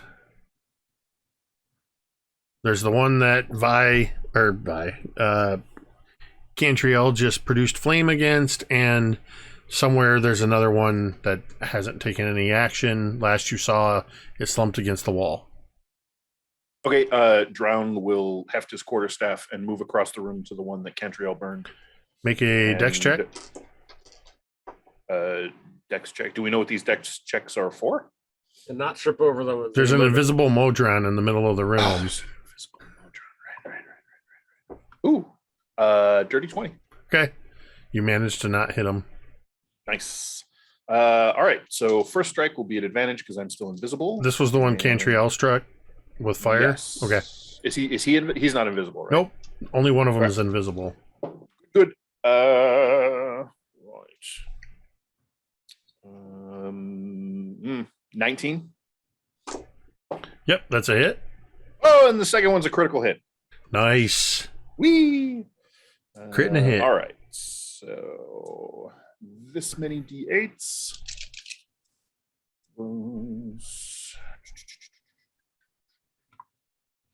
It's nice to double and then have that doubled. Oh, right. That's right. We don't do extra. Right.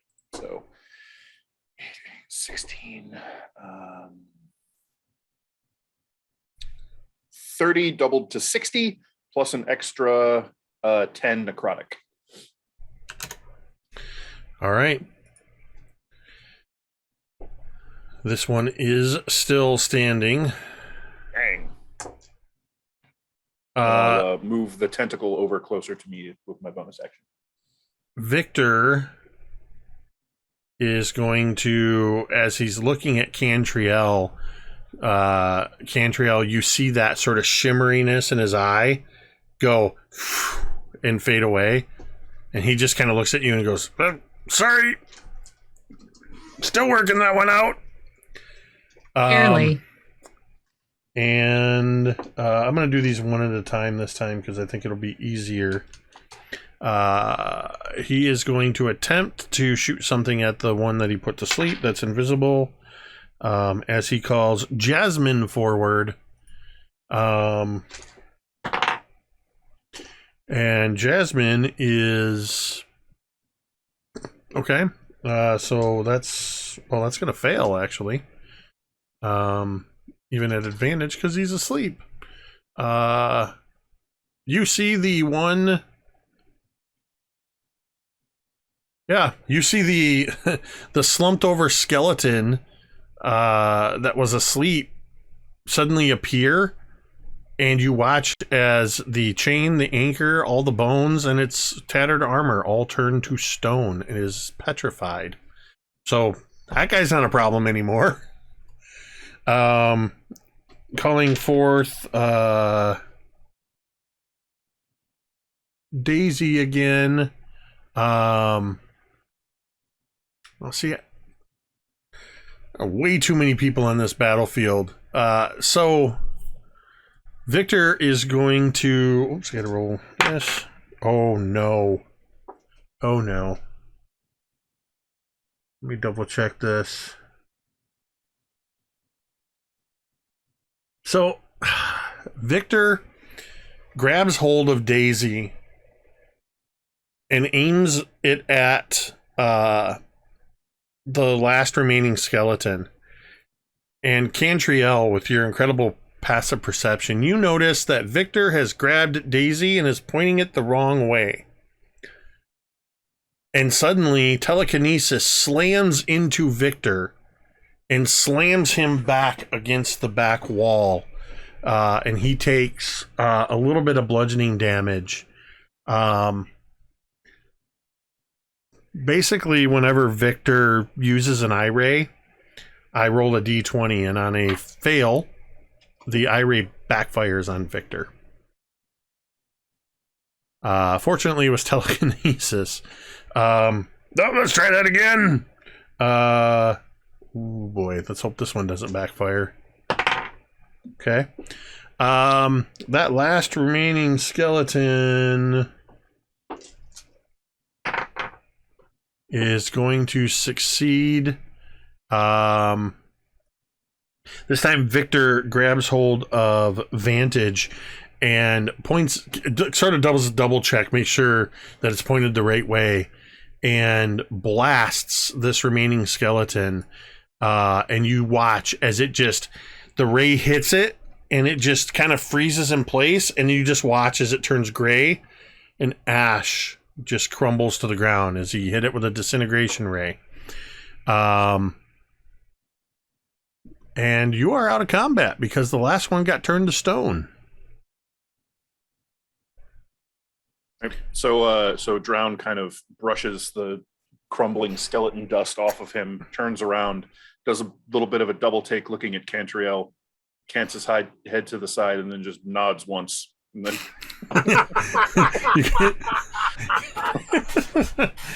yeah, Cantriel, your hair is all over the floor and all over your shoulders, and She's finding the hair with beads in it. ooh. okay, easily done. The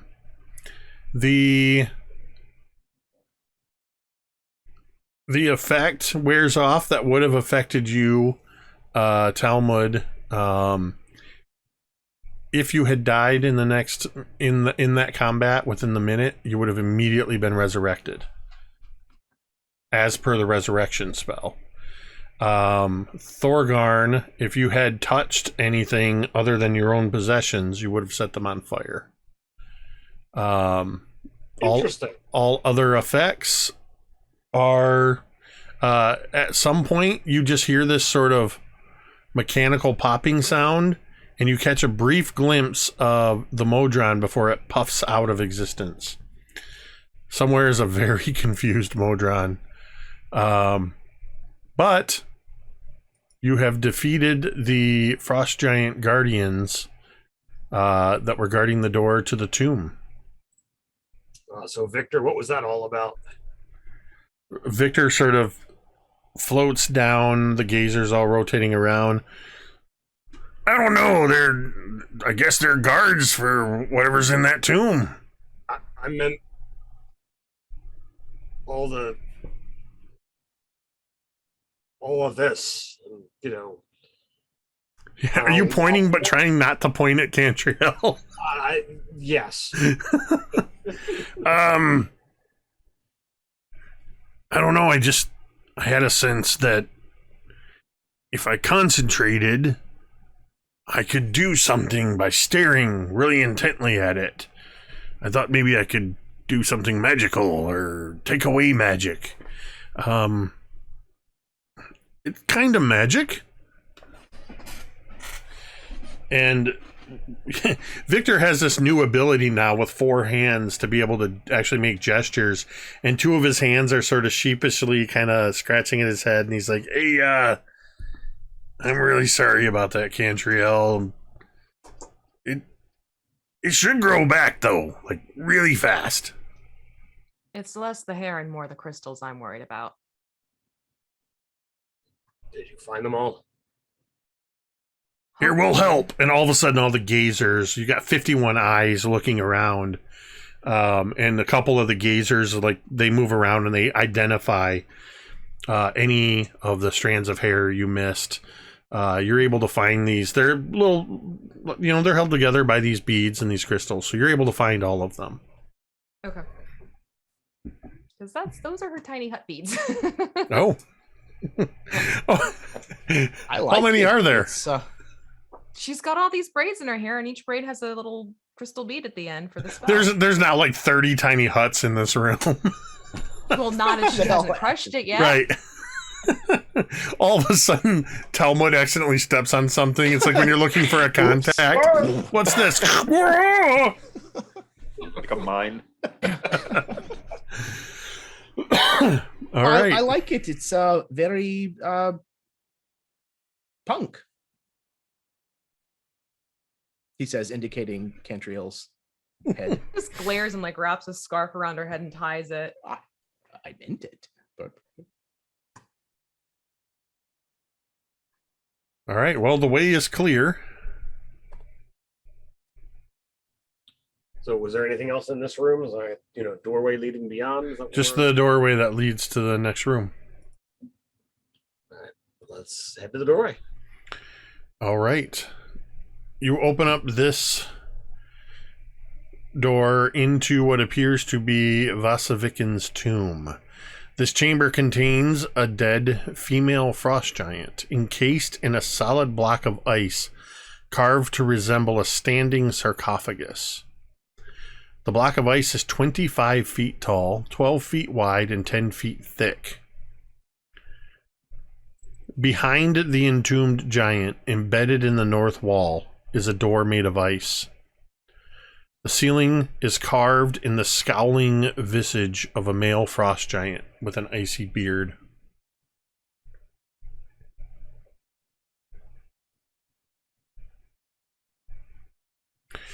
Did you say the block of ice in the middle of the room was a sarcophagus?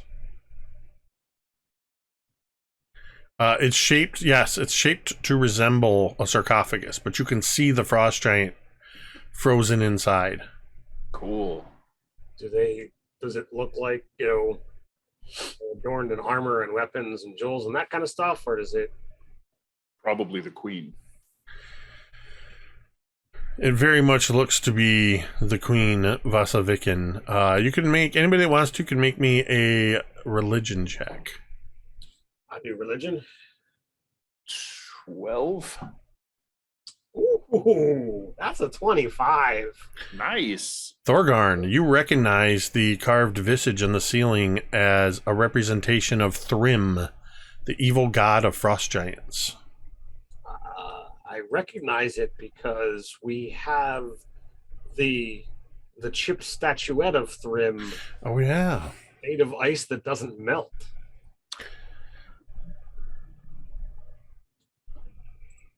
So yeah, that's the evil god.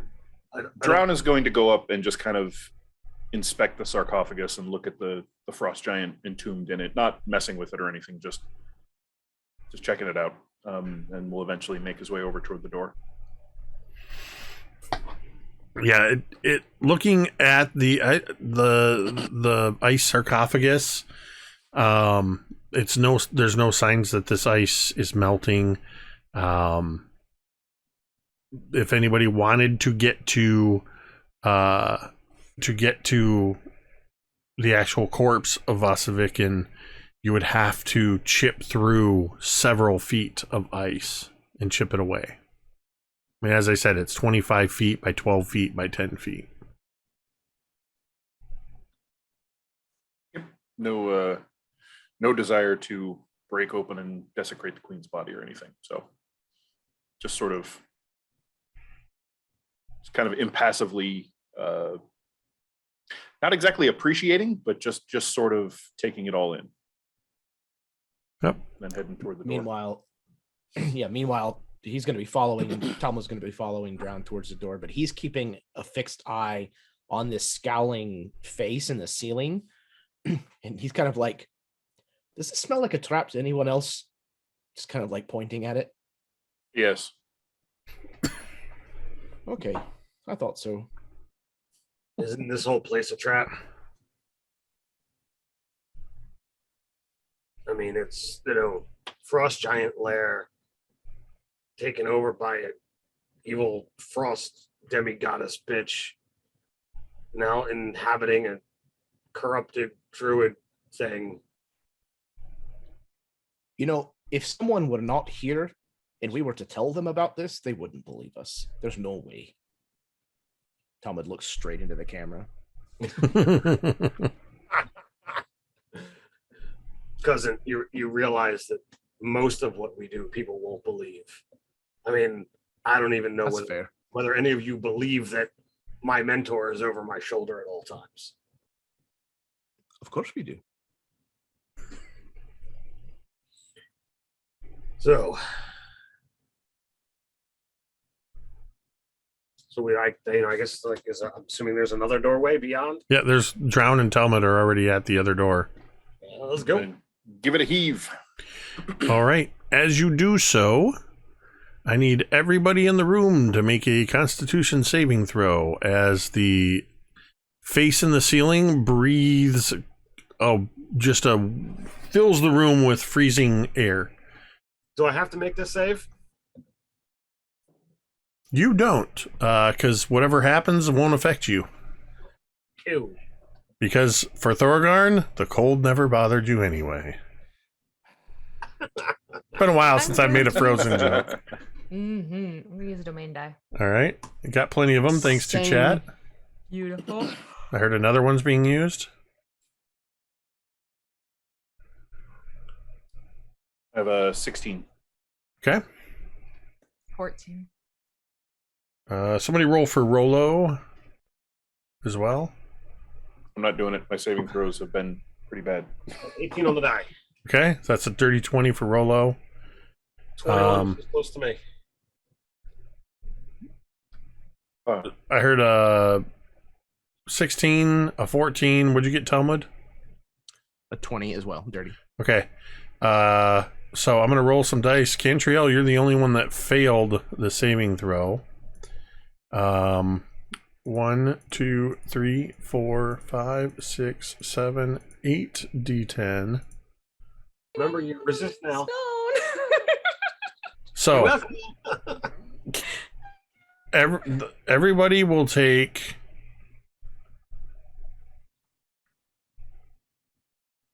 so there's a total of 56 cold damage. So all of you that are cold resistant will take instead 28 damage, halved again for to 14 for those of you that saved. Or wait, if you saved, you take 28, so that's halved to 14. If you didn't save, that's 55 halved to 28 for your cold resistance. So you're taking 28. Math, goodness. But once that happens, the doors open in front of you. Let's see, Rolo's going to take 14. And Thorgarn, this doesn't even bother. You don't even feel it. It just feels like breath on you, like the wind. I'm not like, my perception is bad, but like I'll hear my friend's reaction to this. I don't think that was being hidden. So I'll look around and kind of be shocked. Anyone need any healing? Yes. I wouldn't say no. As the frost breath clears, Talmud and Drown, well, everybody would see this, but Talmud and Drown were sort of at the front. In this small room, you see, leaning against the back wall, a formidable weapon, a giant-sized great axe. its steel head resting on the icy floor. This is emblazoned with dwarven runes that are the written language of the dwarves, or excuse me, the giants, and it is carved with Vikken's name along the handle. It is 15 feet tall. Damn. Weighs 650 pounds. Damn. But it bears no signs of tarnishing or rust or even frost on it. And it virtually vibrates with magical energy. If somebody wanted to, they could spend the time it would take to attune to it and see if they would be able to wield it.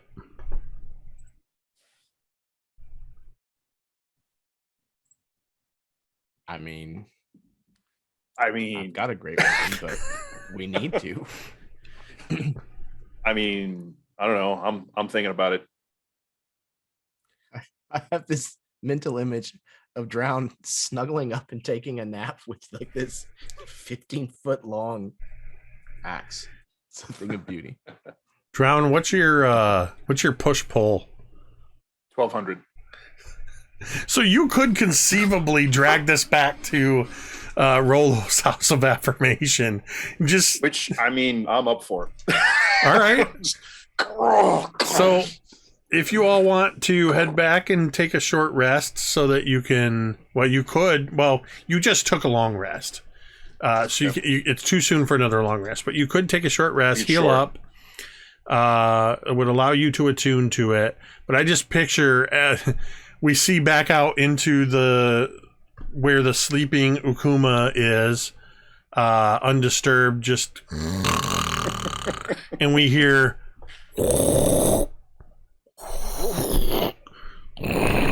getting closer and closer as everybody comes out looking a little battle worn. And here comes Drown, just like you're wielding the axe, but holding it over your shoulder and just dragging it, leaving a gouge in the ice as you head in, and everybody heads into this magical doorway and vanishes. So, was there nothing else in the room besides the axe? No, that was all that was in there. That wasn't much of a tomb treasure. Depends on the axe. You really think you can wield that thing? Not as it is. Okay. Magical weapons have a tendency to change, as does armor. He touches his armor and says, "This was not originally created for me." Okay, then.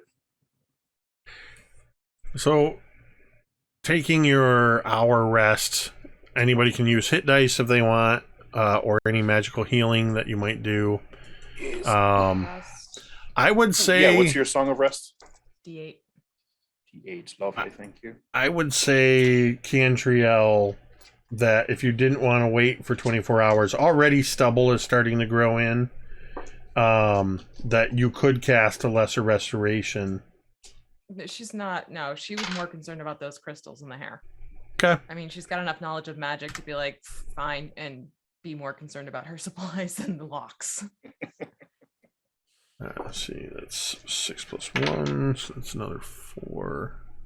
So, yeah, during the short rest inside the House of Affirmation, Drown 7, drags 11. the axe over toward the dining table and sits on the bench and spends the hour in meditation with all of his tattoos glowing that deep undersea filtered light green, and the ghostly tentacles sort of rise up off his tattoos and start coiling around the haft of the axe from his hand. Okay. As you're doing that, it's almost imperceptible until, as you're spending in this hour you're spending with this thing, sort of comes to an end, and you feel the magic of the axe bending to your will as you attune to it. And you open your eyes and you see that it has indeed shrunken down. It is now the size of a standard great axe. It's usable. And where I just lost it. Where did it go? It is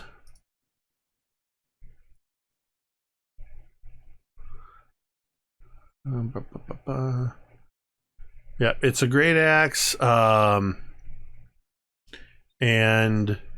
it is a +1. Also,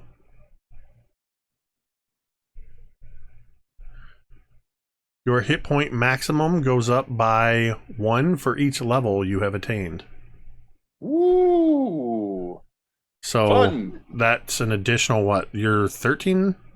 It's another 13 hit points. So yep, you got 13 Would you more hit like me points. to go ahead and grab this item and put it on my sheet?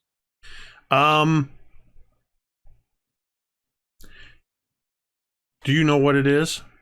Mm-hmm. This, like, you know, the specific With the, item with the additional text? With the hit point bonus, yes, I know what item it is. Okay, just I 100% believe you, but just to be sure, I'm messaging it to you. So only you know the additional aspects of that. Yep. And that will allow you to, when that comes into play, to roleplay it appropriately. Yes, sir. So Yeah, you that's have what I an love. awesome new weapon that Sure do. I cannot wait to see what it does. and as all of you are sort of just taking this hour, and there's no shortage of friendly kobolds to occasionally just come by and either give you a hug your leg. A couple of them just walk by and just sort of, as they pass by, they give you a fist bump or a pat on the shoulder and just say, "You're doing a good job." Here in Rollo's House of Affirmation, you know that this was the last thing. As you've been putting off the inevitable, there's still an upper floor to Grimskala where you are certain Vi the Corrupted, now combined with the forces of Ariel the Frostmaiden, await you. And that is where we are going to end our session. And our next session will be our 30th episode of this season. I had said at the beginning that this would be a longer season than all of the others. I think our longest season before this was, I think Saltmarsh went to 26 sessions. We still got a few more, at least a few more here. But yeah. So you actually accomplished quite a bit tonight, though. You got the Codicil of White. You freed Victor. You've got the knowledge of what that does, what the Codicil and the Rime of the Frostmaiden actually does, all that good stuff. So, And we learned the potential. Thorgarn might turn on the party during the fight. well, Thorgarn's got the blessing of Oriel, the Frostmaiden. So we'll see what happens with that. I just want to say a huge thank you to our chat tonight. There were subs and there were gift subs and resubs, the several bits, all that good stuff. Plenty of domain dice for the party as they're heading into another big boss battle. So just, you guys are awesome. Keep it up. And a special shout out to those of you that are lurking quietly in the background. We appreciate you.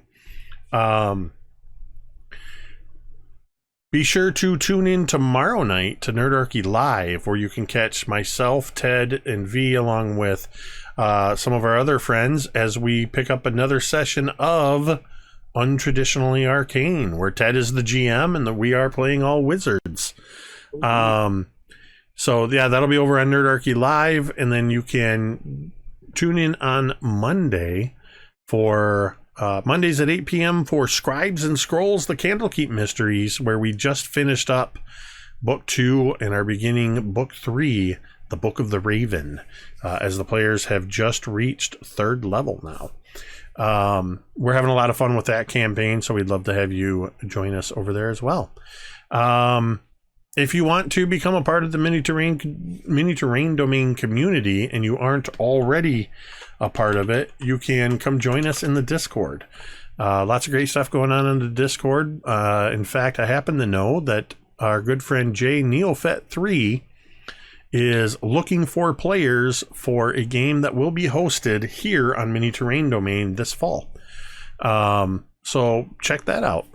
All right. I guess the only other thing to do is to thank my amazing players, Dan, V, Ted, Jeremy, and even though she's not here, Goblin Katie, and even though they're not here, M, without whom it would just be me talking to myself for 3 hours. And with that, we are actually, hold on, before I end that, Jordan's gotten into my head in a good way.